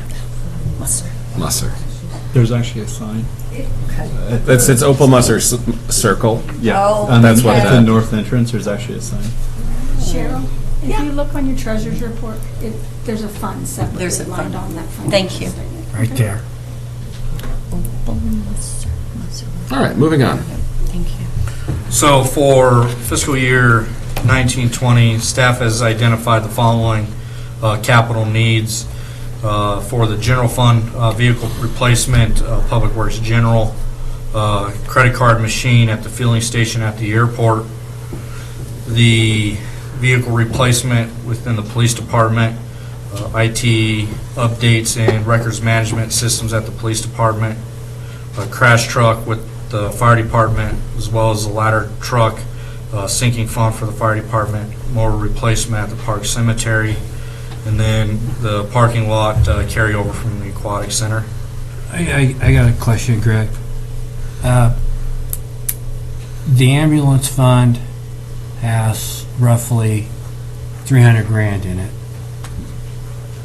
It appears that the ambulance fund is something that can pay for the crash truck. Is that, am I reading that correctly? A portion of it, but it cannot pay for all of the, They can't pay for all of it? because a portion of it, because of the way that the ambulance is restricted, it can only pay for a That's the portion question. of it. Yeah. That's the question I meant. Okay. And it's a third is And a third is split between the. no, but I mean, the requirement is Is it 33 1/3%? Is it 10%? That's, and I can follow up with Jack, but in the statute on that, but the reason that was split thirds is because it was split ambulance rule and. Yeah, I'm just, but you know, I can if follow we're up and- spending, what was it, 200 grand between the three entities, you know, maybe we can take some of that money and apply it against the ladder truck, since the ambulance fund is, you know, generating a lot of money. Is that the right split? I'm not saying it exact, you know, we have to make a different split. I'm just wondering if we might think about putting as much city money against the ladder truck if there's money that possibly could come out of the ambulance fund for the crash truck. Not Just hard over. maximize our contribution to that ladder truck so we get I would agree. be on the ball at least, or just not behind the ball as far. Would you But when we're- see what the question is? I mean, just, And when we look, you know, long-term down the road, we also will need to keep in the back of the mind funding of new rescue units, which will be coming up here in the very near future Oh. in terms of dollars generated. So if we were to look at using a 2/3 split, then, you know, how does that leave funding for rescue units in the near future? so that's a great question. I just, at this time, I don't know any of the answers.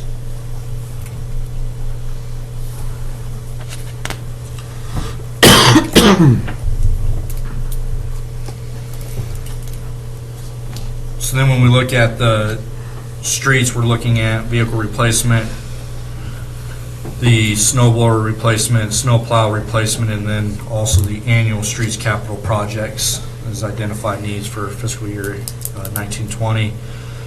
Within the water fund, it was identified for tank cleaning, and then the annual projects identified in the water system master plan.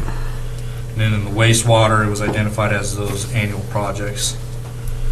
When we start to get into the hard numbers here in the next few slides, you're going to see that not all of the capital needs are going to be able to be funded for this coming fiscal year. Is also why when we were looking at the level of service, what does that do to our ability to maintain those levels of service, and what happens in the long term when we keep deferring capital, and how does that affect our operational efficiencies and those types of things. So as we start to look at numbers, you know, we also have to look at how this long-term impact is going to have on us. Just a quick question, Greg. He's talked about the carryover from the Aquatic Center parking lot. I seem to remember their number 50,000. Was it a 50,000 total, or was that just our share? It was anticipated to be a 50,000 total, 25. And we had appropriated then 25K? That's correct. Okay. And what did the bids come back at? It was like 90,000 or something? 114. Oh, good. I was being optimistic. I thought I was being pessimistic. Okay. Sorry. So then we get into the, again, preliminary numbers as we start talking about revenues. We look at the general fund and we look at where we are at for preliminary budget. We're looking at around $3,947,350. We look at the breakdown: taxes, intergovernmental, miscellaneous, charges for service, license fees and permits, interest and transfers. So roughly 300 grand. What's the major change? The major change is the collection of the fuel. So in the 1819... Fuel flow charges. Not fuel flow charges, the collection of the fuel Tax for like me revenues. filling the on my actual tank. Yes, when we fuel somebody up, that revenue coming in from fueling charges coming in. So we'd sell somebody a tank of gas at the airport. And that's because that was mostly from Jet A, and we don't have the accompanying expense to go with That is correct. So the accompanying expenses decrease proportionally as well when we look at the general So- fund. And that was the miscellaneous, right? Miscellaneous income? I believe so. Let me just double check on that. It goes from, looks like 1, 2 to... That's miscellaneous. 750-ish. So when we look at the change in the, So almost all that you're saying is from the airport fuel sales. so in the 18-19 budget, we had Oh, no, that would combined be, almost 400,000 in fuel cells. In the 18-19 to date, we are only collected 37,000, so that's the difference. And we were working off of the numbers from the previous fixed-based operator when those were higher, so we have substantially decreased that down. So that is the big difference. And when we look at what we're at for 1920 at 50,000, so we're at a $300,000 difference right there on fuel cells. I believe I was wrong. I think that was under charges for services. Charges for services, that's where that falls. Okay, so miscellaneous, okay. You said, Jeanette just said charges for services, but the big drop, if I'm reading this chart correctly, no, that's not true. That's not, that was a 2 years ago change. Okay. So, 250. I was thinking previous year right, so budget actual. revenues do not equal prof. That's 250 gross, right? This is a long conversation we'll have later. Thank you.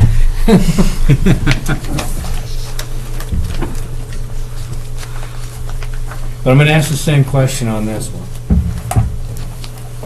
So when we look at the streets fund for the fiscal year 1920, we're looking at around 854,000 for projected revenues coming in for Fund 61. So the reason that we are looking at the change in that is when we start to look at where we are at for revenue coming in on the sale of motor vehicles as well as some of the other funding sources within 61, we have decreased that down based off of what we're seeing right now in terms of our actual numbers coming in. We're seeing that the motor vehicle is a little bit less, and then we're being very conservative right now in terms of some of our other funding. That would include some of the like federal funds, highway funds, state funds. Correct. So when we look at, we decreased because we went back to our 5-year average, and this is where the large difference is when we look at the highway allocation, and this is why we're looking at preliminary numbers because the state hasn't come out with what they're projecting for highway allocation.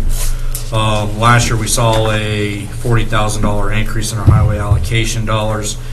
This year we're working off of programming it based off of our 5-year average, which is about 80,000 less, which is in that intergovernmental line item. So that's why you're going to see the streets fund being less that amount.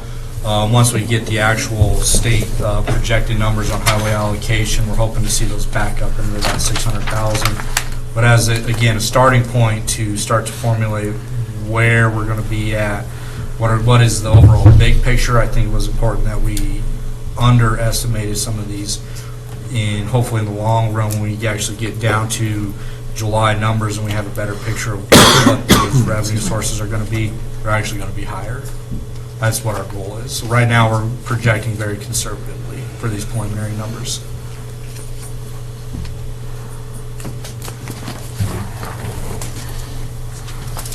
And then on the water fund, the 1920 preliminary budget revenues, we decreased those down based off of what our current usage numbers are looking at like right now, and that was about a 10% decrease year to date than what we were at last year at the same time. Now that does not include any of the irrigation numbers in that. We felt that it was appropriate as a starting point to decrease those down a little bit as well. We're seeing that the large increases in the rates may be playing a part in that overall water usage and water conservation, so we felt that it was appropriate to go ahead and, as a starting point, to decrease that down a little bit as well. Then wastewater fund, because of the timing of the year that we collect the consumption usage on and the fact that the water was down proportionally, we had to decrease the wastewater as well, that same proportional amount based off of last year's as a starting point. We'll have hard numbers here as we get closer to July on what we can really expect for the water and wastewater as we start to average out those consumptive uses and we actually dive deeper into those. But based off of our water usage being down, we're anticipating wastewater to be down. So they're directly related? They are. So the wastewater is directly related based off of the consumptive use. So when we look at our fee ordinance and we have the 800 cubic feet based off of the average months, and I know Lori's going to get mad at me, December, January, February. The months where the water going into the house is the water going So if you're out of under the that house. 800, then you only pay the base. If you're over that 800 on the average of those 3 months, then you pay the $1 per cubic foot thereafter of that 800. So that's how they're directly related to the water consumption. So like people still flush the toilets and wash their cars and stuff like that. So yeah. So then when we look at, the scenario of what do we, look at for revenues and expenditures, we'll kind of talk a little bit about where we're at in tax detail. We want to talk about the mill levy and provided a breakdown of the city of the first class for fiscal year 18-19. You'll see that we are not the highest, but we are also not the lowest, which is Kearney right now. We're closer towards the top end of the high for cities of the first class. But that doesn't mean that we don't have an opportunity to go up to the full max of that mill. So there is an opportunity if council chose to increase revenues at that location for property taxes. There is that option there. Is La Vista at the maximum? Is that the ceiling for This mill is- levy? Yeah. In terms of general, now there is always the exclusions outside of that, which is the interlocals as well as the bonded debt outside of your general, which some of the communities have these outside of there. Gotcha, and that's not This is represented just here. general. Yeah. So ours is technically higher because of the air packs, right? No, this is excluding the air pack. Because interlocal is outside of this is the 4225. So yes, ours is higher than the 4225 because of the interlocal, but what's represented here is not those It's just the base levy. represented by interlocals or bonded debt initiatives outside of the. So as we. Before we leave that, Greg, is the county is the county revaluing anything this year? I mean, 2 years ago we got like 60 grand, I think. Boost because of I the know rebound. Jen had an opportunity to visit quite a while with Yeah, the county. I visited with Lindy Coleman about 2 weeks ago. We started on one discussion and ended up on this discussion. But they did take a look at the values in Kenwood, and they also have put the commercial values back to where they were 2 years ago. So they were up, and then they went down, and now commercial values are going to go back up.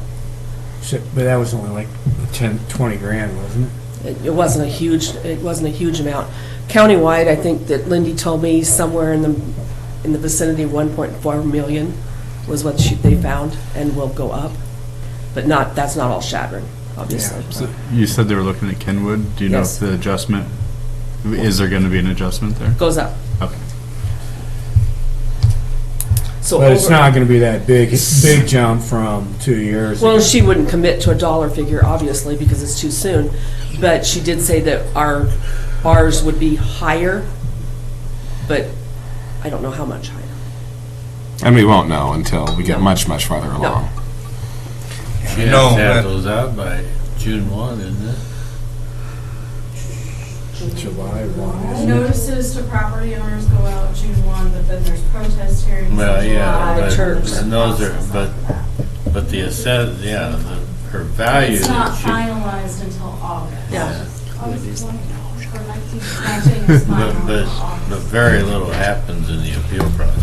I've been there. I know. I also been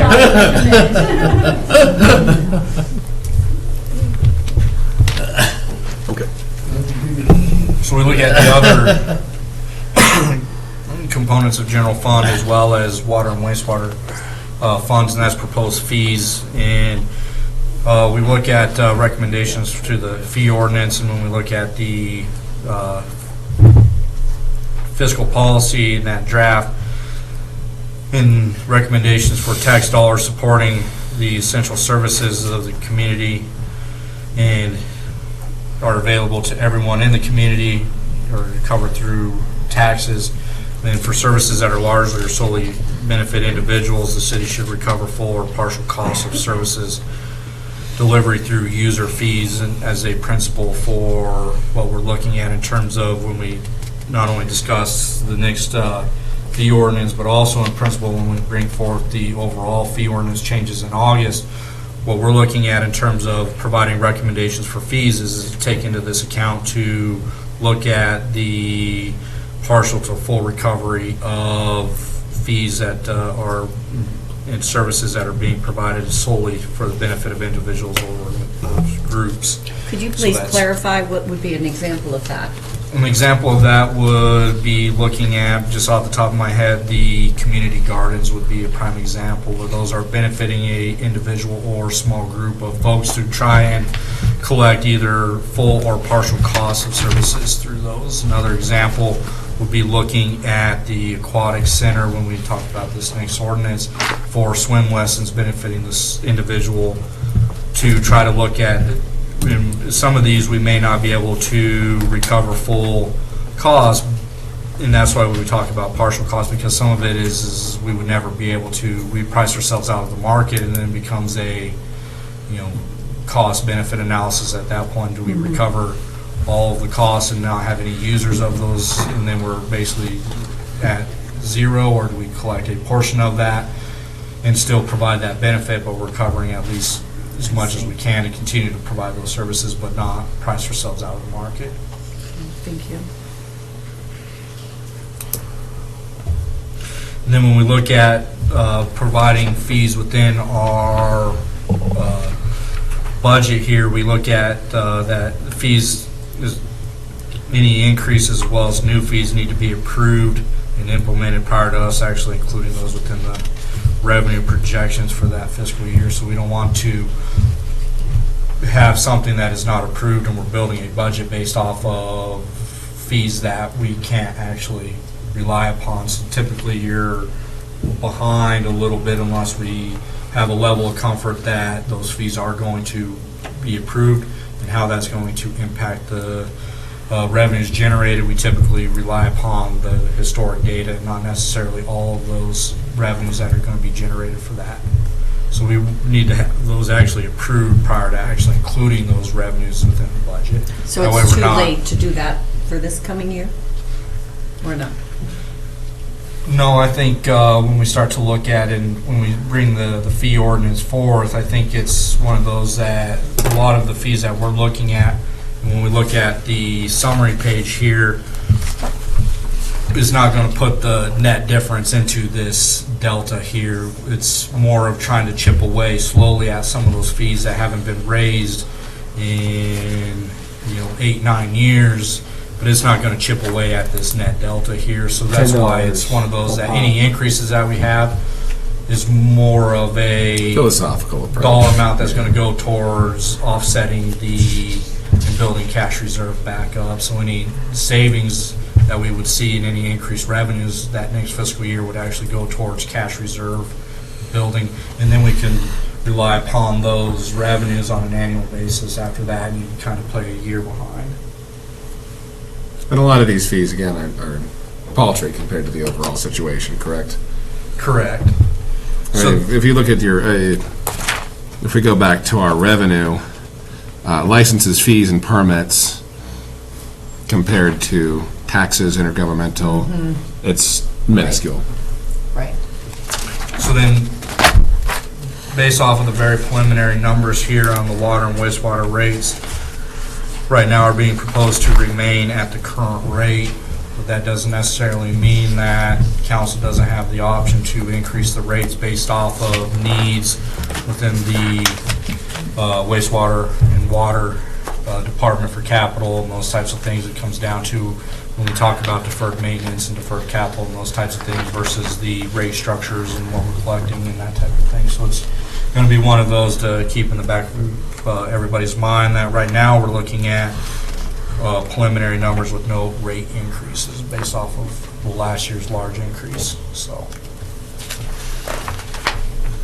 then when we get into the general fund expenditures, we look at the 1920 preliminary expenses, and we are about 100,000 increase over the 1819 adopted budget. But roughly 400 over. Revenues down almost 300, so that's the net delta of that 400,000. Which is going to show up in the 2 slides. Yes. So we look at our street expenditures for 1920 on the preliminary budget is $1,105,684, which is about a little over 100,000 higher than the 1920 adopted budget. Then when we look at the water expenditures for 1920, is actually less than the 1819 adopted budget, or basically at par with the 1819 at $1,306,302. Then we look at the wastewater expenditures, and we're looking at on preliminary budget $1,124,474. And again, these are very preliminary based off of the personnel expenses that we were discussed at that starting point of the 3%, programming in the capital outlay needs within the different funds. And we look at the next slide in terms of the major fund summary. You'll see that when we look at general fund, the total revenue versus expenses, right now we're looking at needing to still come up with either via revenues and expenses $430,548. Streets, we're looking at still needing to cover the delta of the 251,000. Greg, let me ask a question here. Isn't streets part of the general fund? It's not? It's not? It's completely different. It's a governmental fund, but it's outside of the general fund. Okay. It's, if you look at that flow chart. It's Fund 61. Yeah, so it's separate. I mean, they're both governmental funds. Well, but Mark, you're kind of right. The state considers streets part of the general, but for our reporting purposes, we have it separate. So when it comes, audit time, it's added in there. It is, okay. So the state considers all governmental funds kind of part of the same pot? Yeah. Makes sense. But this, and George, from we're short $680,000 between general fund and street fund. And the only way to plus up streets is through the transfer from general funds, isn't that right? Or one of the capital reserve funds.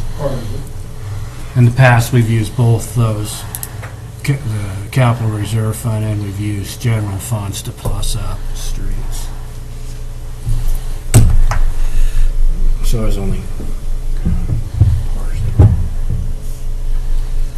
So then when we look at the net on the water and wastewater, on the water side, we are net 380,000 less on our, or negative, and on the wastewater, we're 290,000 negative. So what does that mean? That as we continue to move forward, that staff and myself are going to be tasked with presenting a balanced budget when we get to the July workshop meeting, and that means that we're going to have to identify needs, wants, and must-haves within the different requests and be able to get to a balanced budget. And I'll open it up for just discussion, council priorities, what you guys would like to see in terms of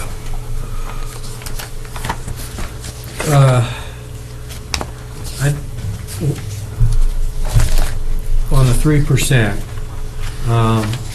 cost, if we assume a 3% for the CCA, part of that comes out of the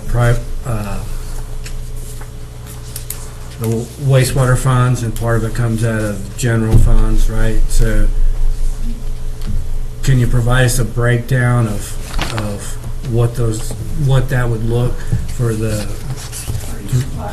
yeah.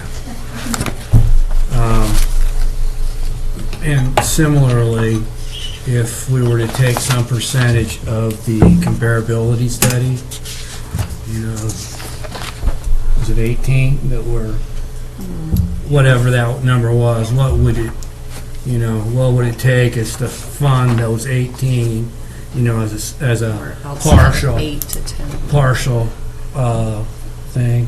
That are more than 10% out of comparability. Yeah, what would that number That'll be our break point on that, is looking at more than 10%. Well, I'm just looking at numbers. I'm not saying. If that's the number you're requesting, though. Yes, Yeah. yes.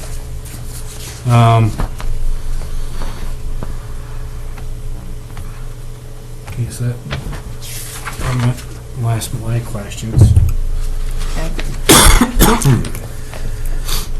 Certainly, there's many people that I speak with express concern over the streets. And so that is always a priority to address, I think. And so I know that is on the forefront of many people's minds. There's no money, but my priority would actually be the water system. And if people see the streets, but they don't see the master water study, though they could, then they might freak out a little bit more. I mean, more directly, as we approach that July budget workshop, I mean, balancing comes from expenses and revenue. Right. Does the council want to build in an assumption that the mill levy will remain the same? That'd be my preference. I think our general, we want to leave the mill levy as is. We don't want to hit to the maximum. And we want to maintain the same level of service, or are we open to our? I think we'll have to cut. What But does level of service cuts look like, Greg? I mean, that basically, my understanding is that that's basically Scott. And it's going to come from him. I don't know that for sure, but that's kind of what we talked about last time, was reducing. Really? A lot of our services that we're funding that are discretionary are in parks, right? I can follow up a little bit more in detail on that. That's, I think what you're, starting to, look at in terms of level of service and the expectations are is, do we continue to put dollars into the community garden and staff time into the community garden on limited resources? And you talk about fuel, and are we then going to, on the flip side, are we going to look at it on a user fee basis and actually collect 100% of the cost to do those types of things? And that's where that discussion is where does user fees versus level of service and operational costs come into play? Is if we're looking at, wanting to maintain those types of things, then we need to proportionally either recoup or proportionally raise revenues to somehow cover those. So it can't be that, on some of those things, we look at levels of service. We can't continue to maintain the same levels of service when operational costs continue to go up, because we look at fuel costs and those types of things. And right now, we've been very fortunate that we haven't seen the $4 or $5 a gallon fuel prices but that doesn't mean that those aren't coming yet. And right now, we're building off of an operational cost of $2 to $3 a gallon, but those could substantially go up. So right now, we're, looking at then those fuel costs and other operational, and do we say, are we going to put those dollars into those things? Are we going to put those dollars into other operational needs versus some of the other areas? And that's more of a council philosophical discussion on what does council want to see for those levels of service and the expectations of level of service with the resources that we have available, because we do have a limited resource. That is, we're not in the, the York or the Kearney situation. I shouldn't use York. We're not in the Kearney situation. We're not in the Kearney situation where we have one of the lowest mill levies in the state to be able to generate a lot more revenue to offset some of that. We do have a finite limit that we can go to right now. And then, if I remember right, that generates a grand total of about 90,000 as of our numbers from last year. Just about.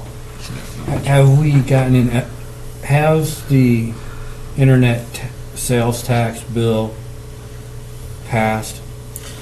I believe that the governor is going to sign it either this year or has already signed it, but when we look at internet sales tax, we wouldn't be able to actually collect any of that until the next fiscal year, so none of that can even be accounted for in this. And then when we start to look at internet sales tax, and even the state of Nebraska did this, that they went back and actually decreased their potential revenue generated off of that, because a lot of your big retailers have already been remitting sales tax.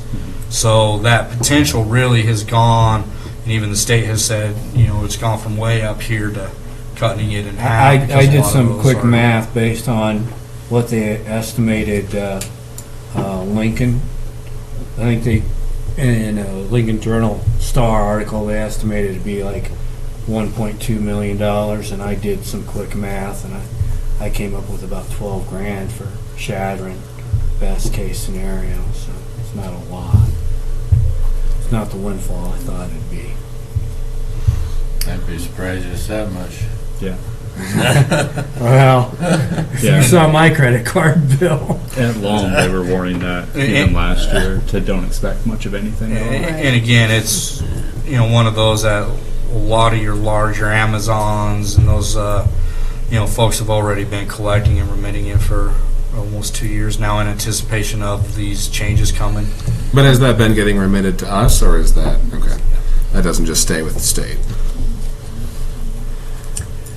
I guess one thing I was just thinking about, I think if we can examine different aspects of our budget, that maybe when there are expenditures that we could examine. For example, I would like to see our city use less herbicides or pesticides in the parks.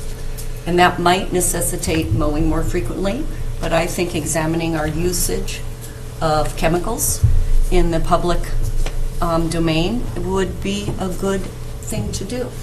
And so we spend a lot of money on that perhaps, and it might be in our best interest. Let's cut it back by half and see what happens. And so we also might examine our watering. If we're having, if we are watering a lot, that takes a lot of human power. It takes a lot of resources, so we might examine that. So those were two aspects of our parks. I love parks, and I think parks are an important aspect of our community life. But we are going to have to make some changes, so where can we find those? And that's part of the level of service discussion, right? Absolutely, and that comes down to what is the expectation of, the staff in terms of what do we want our system to look like, how do we want it to look, and those types of things, and those costs in terms of applying fertilizers and those types of things to be able to maintain what has become expected of our park system and those types of things. And that's a discussion that we can have, is what is that expectation, right? Because then that directly relates to the resources available, right? And we as leaders of our community can start educating and looking at a different definition. So I look forward to being part of that discussion.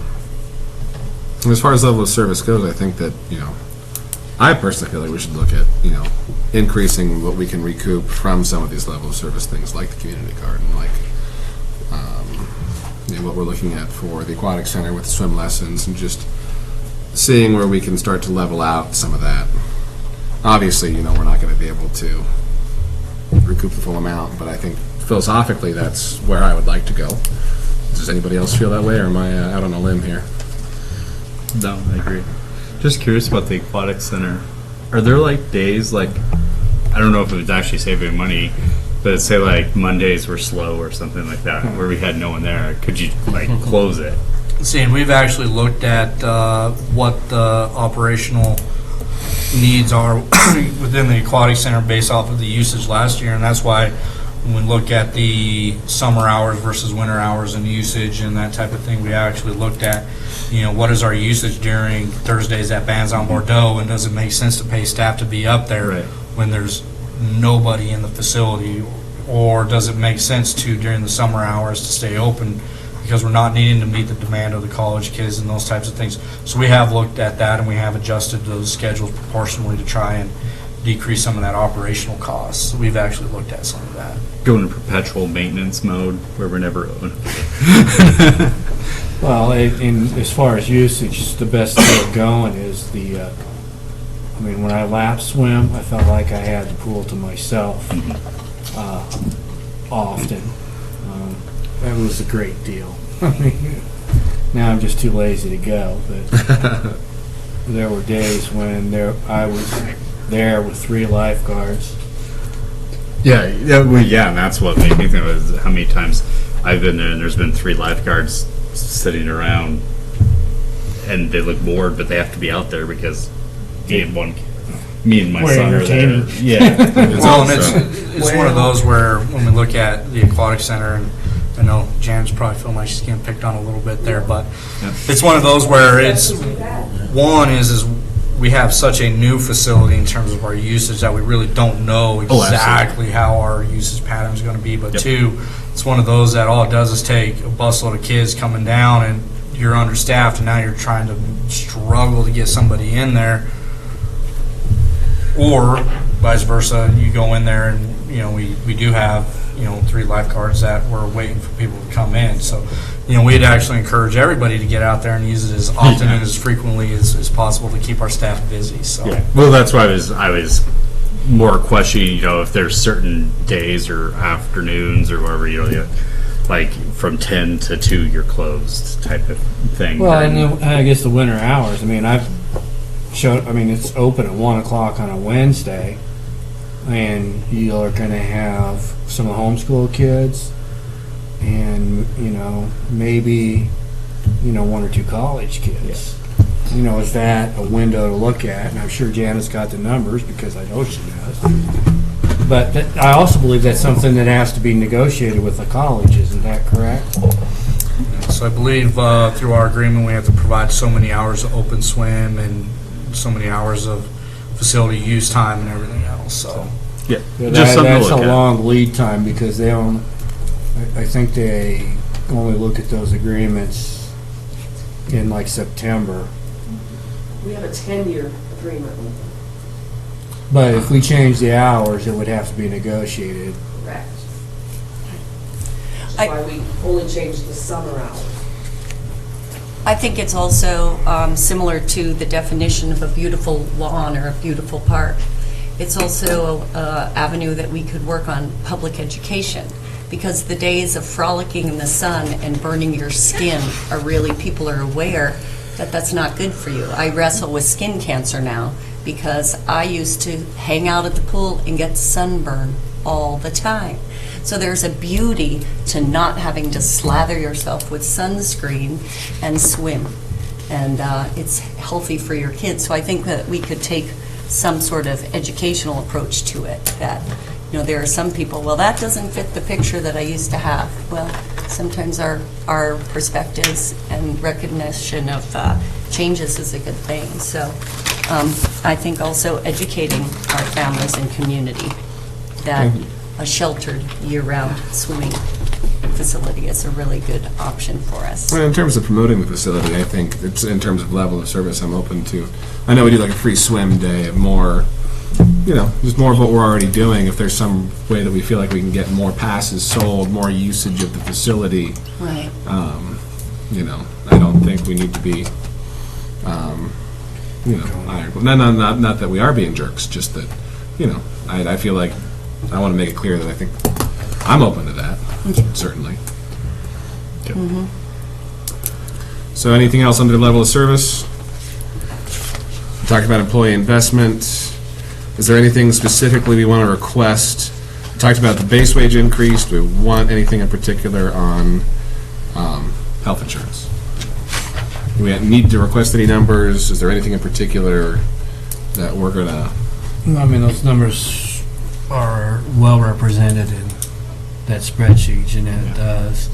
And the can of worms you're alluding to, I believe, is do we want to look at increasing the employee contribution? And as much as I think that we'll probably need to do that, I think we're too late in the year to get at that. And we're in the wrong part of the cycle, personally. That's what I mean by that. So this is something we're not going to look at, employee contributions, especially where we looked at the CCEA. Right. I mean, that is, to me, it's wrong. We should not ask that now, personally. That's what I wanted to get at. Market breakdown, anything else, capital outlays, anything anybody wants to make a particular point of that we can try to achieve some consensus on? Do we need to, just to give city staff some direction on what to emphasize? And I will say there are a couple of required capital, when we look at those capital, that we're going to have to really consider how we fund. One of those is the credit card machine at the filling station at the airport. That has, the current model out there is no longer supported by the manufacturer, and if we are able to look at getting this into the next fiscal year, we can actually take advantage of some trade-in value on it. So that's one of those that does, pretty important for us to try and work in this next year, as well as on the water. The tank cleaning is mandated by Tom. Is that state or is that EPA requirements? State is mandated by the state that we clean our tanks every 5 years. What order of magnitude is that credit card machine? Is that 100,000, 10,000? I believe it's 14. We possibly could get. 14,000? Yes, we could possibly get a $2,000 rebate on the machine we have now. $14,000 machine with a $2,000 possible rebate. Depending on when we say yes. Seems reasonable.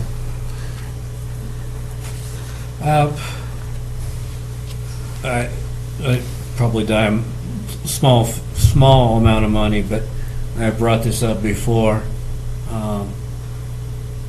We might consider going to a council schedule where we do information on one council meeting and we do decision on the next. That would make it so we could at least save on lawyer costs, because if it's just an information day where we're not making any decisions, I don't know what kind of money that is. I would assume that's in thousands of dollars. But by simply scheduling more tightly and so forth, we could eliminate, 12 trips from Harrison a year. Mm-hmm. And it would definitely,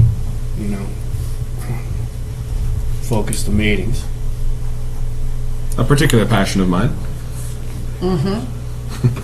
Like it.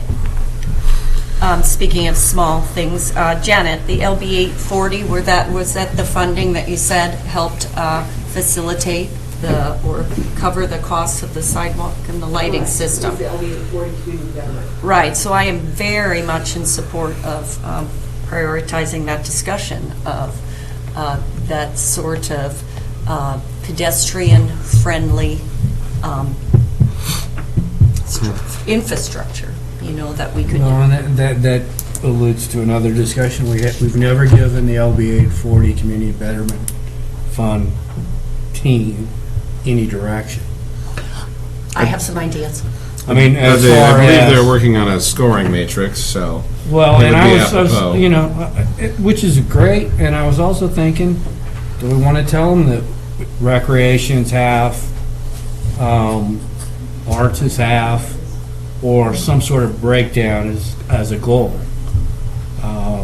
Or no operational funding, yeah. I mean, or we're okay with operational funding. first come, first serve.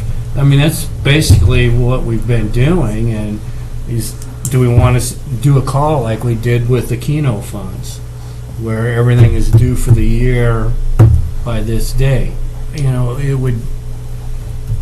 That would seem to make sense to me. But, the LBA 40 committee's never reported out to us. Maybe we should have some sort of a workshop with them. We don't want to upset the apple cart. They're doing some great work. Well, is there anything in particular, Greg, that you're looking for guidance on that we can kind of speak to tonight as far as prioritizing? I think, in terms of discussion here this evening, I think we got, a lot of good direction here in terms of, where we're going to prioritize for capital employee investment. We have some homework to do to provide you guys with some more information here, and in terms of where we need to go for July, I think we have a pretty good idea of what our goal is going to be here to get to that balanced budget. So, May I ask a question, please? Would promoting water conservation measures help reduce the cost? Makes it worse. Not really, because when we look at water, Really a catch-22 there. The cost to treat 1 gallon of water going through is going to be the cost to treat it all going through. So it's more of a daily deal. So when you talk about water conservation, you actually are decreasing your revenue potential, which is good, but it doesn't really impact your overall operation. The water department will have a really good year if it's really dry. Yeah. 2012 was a great year for the water You look at department. so your cost of chemical treatments and that type of stuff on a. Okay. Which is not proportional in any way. You'll look at then raising rates to offset your loss of water. So it's a. Which further promotes conservation. If you want to promote conservation, raise the rates. Indeed. Okay. But that's one of the reasons. Sorry, Tom. That the rates are on an ascending scale rather than a declining scale. The more you use, the higher the rate goes. Right. And that was adopted several years ago. Any further questions or discussion under the budget presentation heading? Last chance, Mark. You good? Okay. Do we need another quick recess, or are we good to go? Keep plowing through. Okay. I'm good now. Moving on to agenda item I.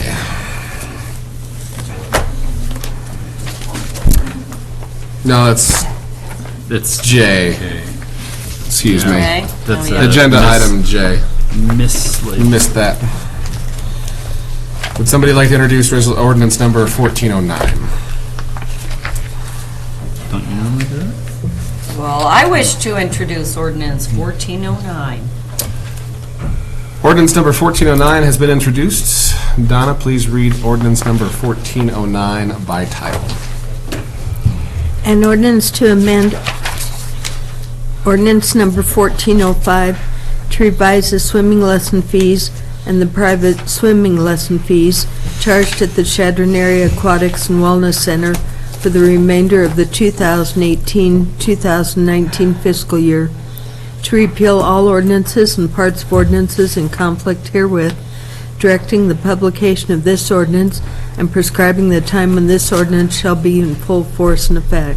Thank you, Donna. So this ordinance covers purely fee increases for swimming lessons and is just an amendment to our last year's fee ordinance. This is something that was discussed as an administrative change, and it was decided that we would just go to ordinance for this. And keep in mind tonight that if we are going to support this, it would be appropriate to get the rules suspended and do final passage in one reading so that it can take effect before we have actual swimming lessons in place. Miles, I don't, this was a known. I don't see any reason to suspend the rules. I mean, we're going to vote on it, I know that. But, yeah. I mean, I've got no problem with the increase, but... You want 3 readings. At least 1 reading. We didn't plan this right. I mean, this was, we knew swim lessons were coming. We should have done this in February. So, if somebody wants to complain, in my opinion, we ought to give them the opportunity to complain and be heard. And so that's just my feelings on it. I'm not going to stand up and scream. It's just. So that would be programming out the change. The ordinance would take effect June 3rd, 17th, July. I would say July 1st, and then would take effect after that. I'd say 1 reading. Can you go to 1 reading, or do you have to just wait? You can suspend the rules at any reading. Right. But to me, this. Oh, so you're saying we don't suspend the rules, but then the next meeting we suspend the rules. Gotcha. When do swim lessons start? Janet, do you want to come up and speak to this? Yeah, we'll start soon. The first scheduled start of our summer lessons is the end of this month, the 29th of May. And we opened today.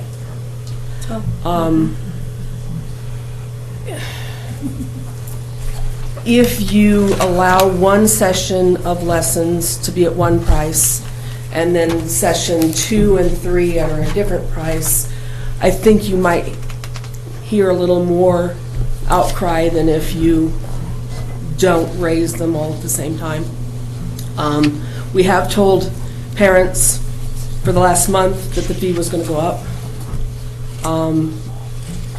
the $5, and we haven't had any kickback.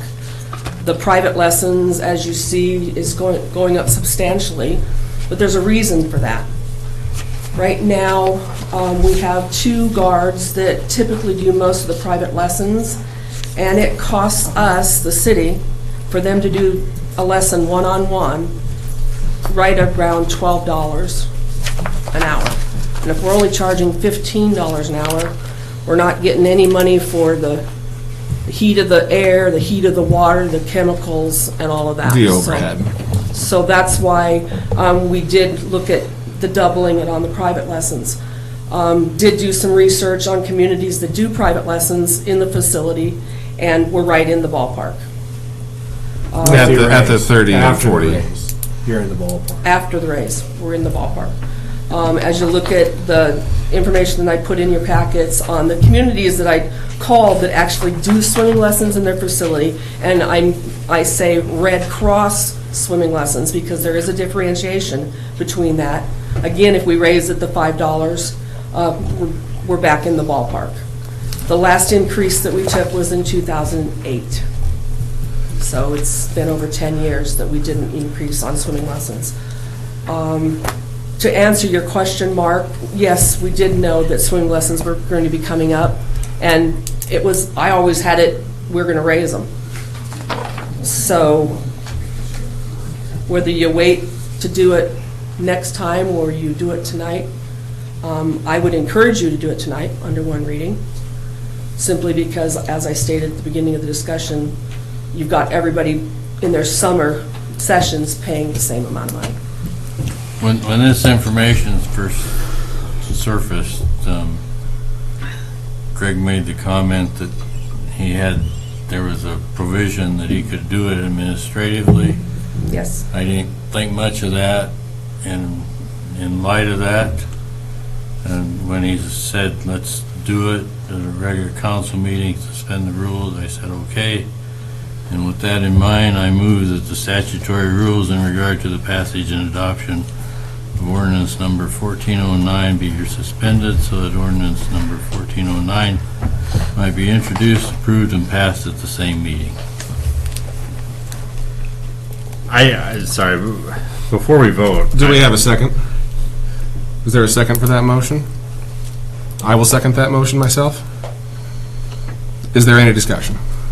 So, Not about that. I want to discuss the item more. okay, feel free. Let's, All right. I've been hearing it about the private lessons, and the number one comment I heard is people had already signed up for it and were not told about the doubling of the rate. And so I'm wondering if there's a compromise that could be had there. It feels like $30 an hour, and I realize other places have gone that high, but it almost feels like when we double it, maybe we're saying we don't want to do it, but if you're sucker enough to pay this much, then we will. We don't have enough guards to do private lessons at the rate the people are asking for them. So we have a waiting list on private lessons. And the guards don't have to do private lessons. Right. The problem with the private lessons is one of my guards that does a lot of the lessons, or is requested to do a lot of the lessons, they're all part-time employees, which means we can't give them more than that 28 hours a week. And if I've got one guard doing 12 private lessons a week, that's cutting down on the hours that they can actually guard in the facility. they're down to 16 hours. Exactly. So we're not getting enough revenue off of the private lessons to make them beneficial for the city. So, sorry, if the issue is hours from the lifeguard, is this going to allow, is this $30 an hour as opposed to 15 going to then allow for the hiring of another part-time guard? Or I guess I'm curious how the wage If we can find somebody with the goes up. certifications. Okay. And it would also, by raising prices, reduce the waiting list as well. The people- Oh, yeah, it's going to reduce it It's going drastically, I to think. change it. And quite honestly, when you look at the way we do our lessons, there's a 1-to-4 ratio. Whether, if you're in private lessons, it's 1-to-1, or sometimes the adults ask for 2 of their children to be taught at the same time. So at the most, it's a 2-to-1. But when we schedule our regular group lessons, we try to keep that ratio at a 4-to-1, which is what Red Cross recommends. So we can teach a lot more kids. Say we have 12 kids in level 2.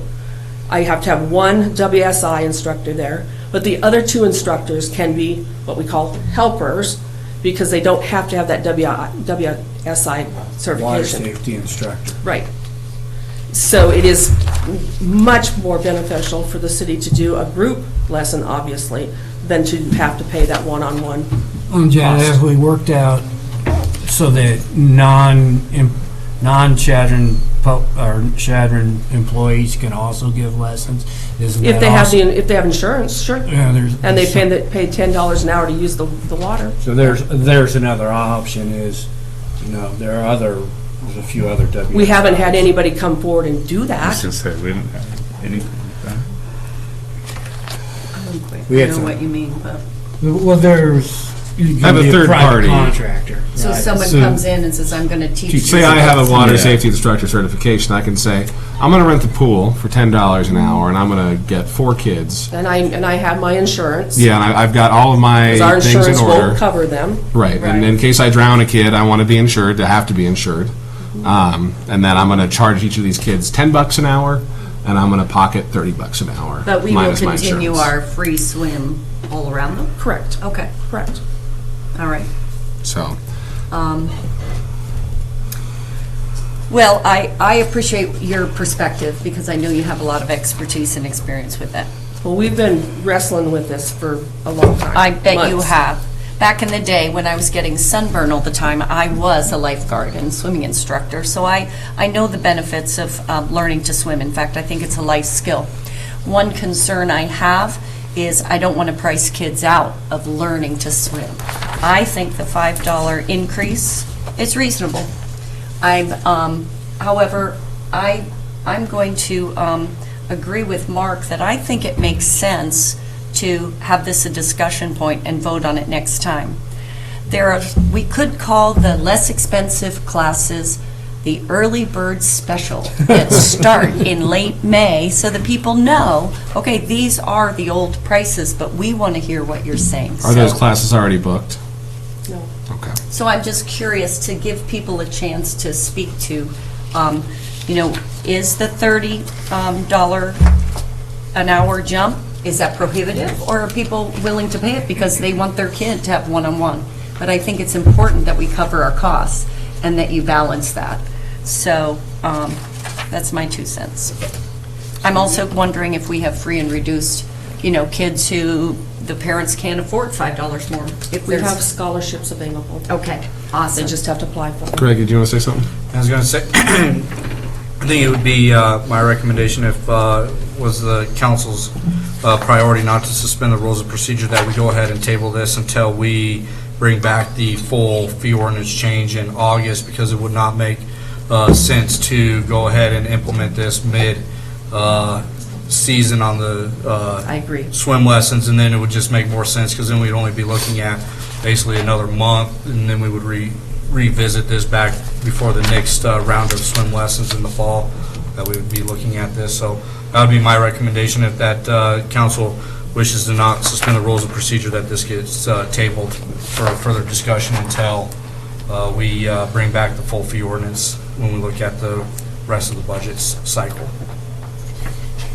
Okay, so we have had significant discussion. We have a motion to suspend the rules.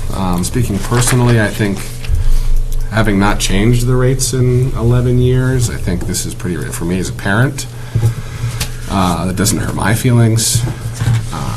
Private lessons are private lessons. I mean, $30 an hour is pretty good compared to private lessons for any other activity. I'm very comfortable with this, and I think this is very much in order. Any further discussion on the motion to suspend the rules? How do you guys feel about waiting until August? I don't think we have to wait that long. I don't think we have to wait that long. I'd say that let's either do it or don't. We can, if we want to have that discussion, we can have it as part of the overall fee ordinance. We're elected representatives. We don't need to every issue to see if we can get somebody to show up. Roll call, please, on the motion to suspend. Bennett, Yes. Crumpet, Yes, ma'am. Warner, No. Welch. No. Yes. I declare that the statutory rules in regard to the passage and adoption of ordinance number 1409 be suspended, so that ordinance number 1409 may be approved and passed at the same meeting. Any further discussion before we have a motion for final passage? Did Keith read it? I move for the final passage of ordinance number 1409. I will second that motion. Keith, did you want to make a move to try to change some of those private rates before we move for final passage? I mean, I don't know that it's really going to matter. Like lowering it to $25 is only a $5 difference. I think, I guess if parents are willing to pay $30, we let them pay $30, and I think a lot of them are going to get left out. But I don't know, paying $25 or paying $30 is going to make that much of a difference in of that a regard. difference as far as demands. So, Well, the $30, I mean, if you do the group lessons, that gets you, is it 4 weeks? Actually, it gives them 10 sessions. 10 sessions, They spread right. them out where they don't go every day of the week. Right. You go for 3 weeks. 10 sessions across 3 weeks, which I think is very affordable. I think as a parent, if I felt like I couldn't afford $30 an hour, I still think that those group lessons are really good. right. I mean, I think with the private lessons, like I know a family that their son is in the same grade as mine, Yeah. and their kid really struggled with being in water, and so it was important to have the private lessons. Yeah. they thankfully could have probably afforded the $30 an hour, but I know other families that obviously the private lessons would be helpful. But you but can't some- accommodate everyone either, so And the thing- I get it. But I think the long waiting list also speaks to the fact that that's a really good deal for private lessons. it is. And I think you may have a lot of those people jump to the group lessons by comparison. So, further discussion from the council? Ordinance number 1409 has been read by title and moved for passage. The question is, shall ordinance number 1409 of the City of Chadron, Nebraska finally pass? Roll call, please. Bannon. Yes. Crumpet. No. Warner.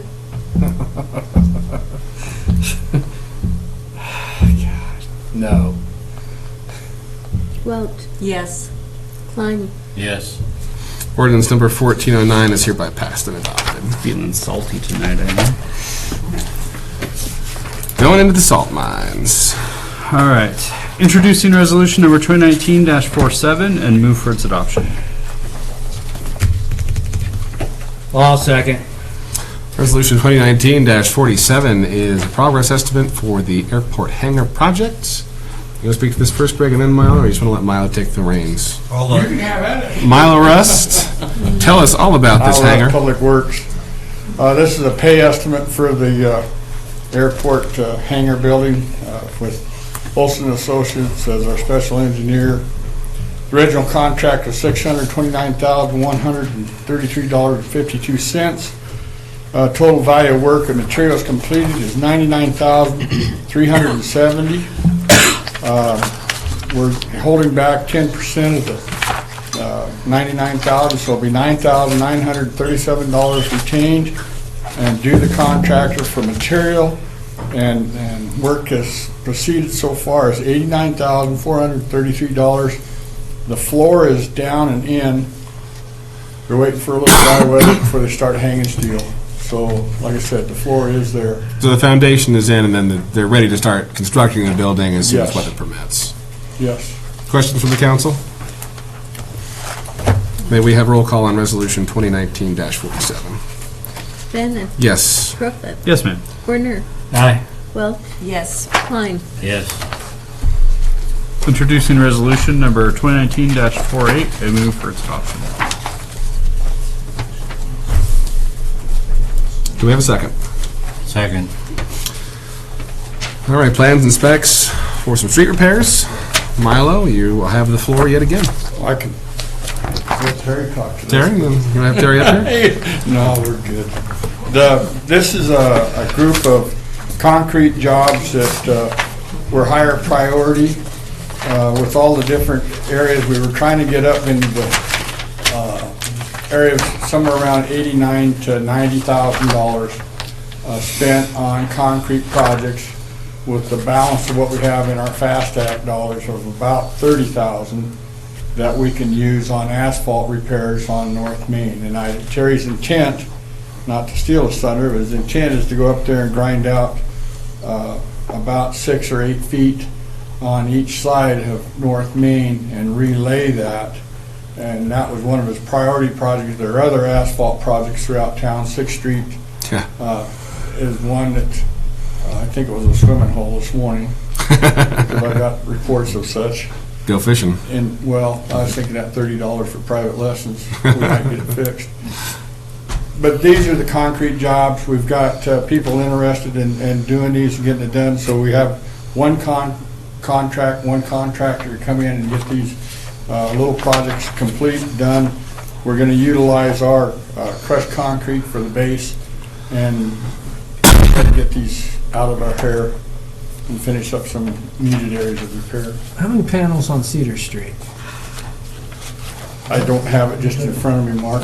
Oh, I saw all sorts of, Three, I saw four, five. all sorts of spray paint, and the number doesn't look big enough to equal the amount of spray paint.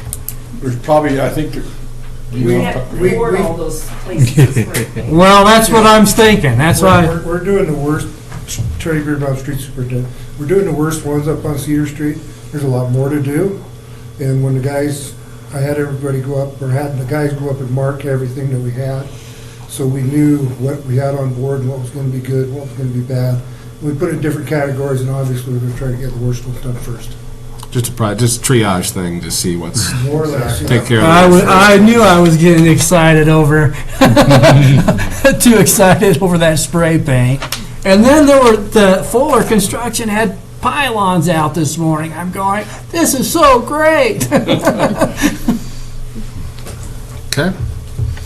And just so that so you were saying that city staff, or the street staff will be doing the asphalt work. The asphalt work, street staff. And contract out. We're going to contract out. Okay. Further questions on these plans and specs to go out for bid? Hearing none, may we have roll call on Resolution 2019-48? Ben. Yes. Crumpet. Yes, ma'am. Werner. Aye. Welch. Yes. Klein. Yes. Moving on to agenda item M. Move to pay the bills. I'll second that motion. Any discussion? I just was wondering about the grant writing class for the police department. Where was that? First or second page? I was just wondering, was that only for the police department or for everyone? I mean, I would think grant writing would be... Rick, do you have any input here? Golly. Rick Hickstone, Police Department. Good evening, Mayor, council members. I believe the Chief of Police's secretary, Katie Parks, went to that class. I believe. Secretary. I believe that's. Yeah. Oh, okay. I thought we had someone come in. I wasn't sure. I don't believe so. I think she went off to a grant writing class. In our line of work, the more grants we're able to obtain, the better off we all are, because Sure. the equipment is so expensive. And Right, okay.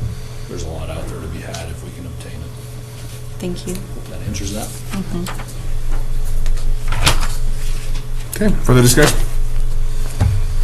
Hearing none, may we have roll call on the claims? Bannon. Yes. Crumpet. Yes, ma'am. Werner. Aye. Welch. Yes. Klein. Abstain, there's a payment to Olson Associates. All right, moving on to the city manager report. In addition to our general info, Councilmember Welch has requested an update on the community solar project. I understand that there is some news to report. So we received a draft of the RFP from MPPD on Thursday of last week. We've reviewed that and provided them comments.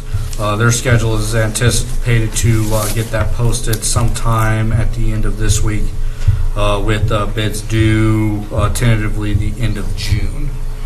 That's kind of where we're at right now.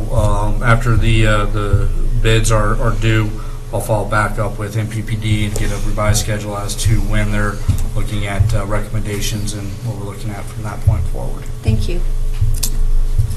Anything else in your manager's report tonight? That's it. Thank you, sir. Resolution 2019-49 is not required tonight. We will skip over it. Council closing comments, beginning with me. Wanted to just thank everybody who was involved in putting together facts and figures for our review session for the comprehensive plan for the budget. Budgeting is not fun. It is even less fun than normal this year, and I'm hopeful that we're going to be able to do a lot to maintain our outstanding city staff, our outstanding projects, and keep up with things, do the best job possible so that we are doing right by our city staff and giving them what they need to do the best job that we can have them do. And I'm looking forward to our budget workshop and getting to make some of those hard choices and getting it behind us so that we can keep moving forward. Councilmember Crowfoot. As usual, I have nothing worth saying, or that anyone wants to hear anyway. So. I want to recognize Mrs. Rissling and the morning marathon team. They've been out there for about 6 weeks through rain and snow, and they did a great job. Same thing with Girls on the Run last weekend. And finally, I recommend everybody read Carrie's article on the Northwest Nebraska Trails Organizations and the grant that they got for completing the Cowboy Trail. I think it's wonderful for Chadron. Huge grant. I was thinking about the Keynote ACE funds that we've had the opportunity to distribute funds to help support local organizations. And so I really want to put a shout out towards the Public Alliance for Community Energy. I appreciate their investment in our community. And to all the students and educators out there, happy almost summer. Almost summer. It's snowing. I don't have anything tonight. Do we have a motion to adjourn? Move to adjourn. I will second that motion. Roll call on the motion to adjourn, please. So there's a bit of back and forth going Yes. on between trail flows. Yes, ma'am. Downtown. Mark, Warner? adjourn. Vote to adjourn. Aye. Well, Yes. Yeah. Mark had us all distracted over here. 8:58. There's a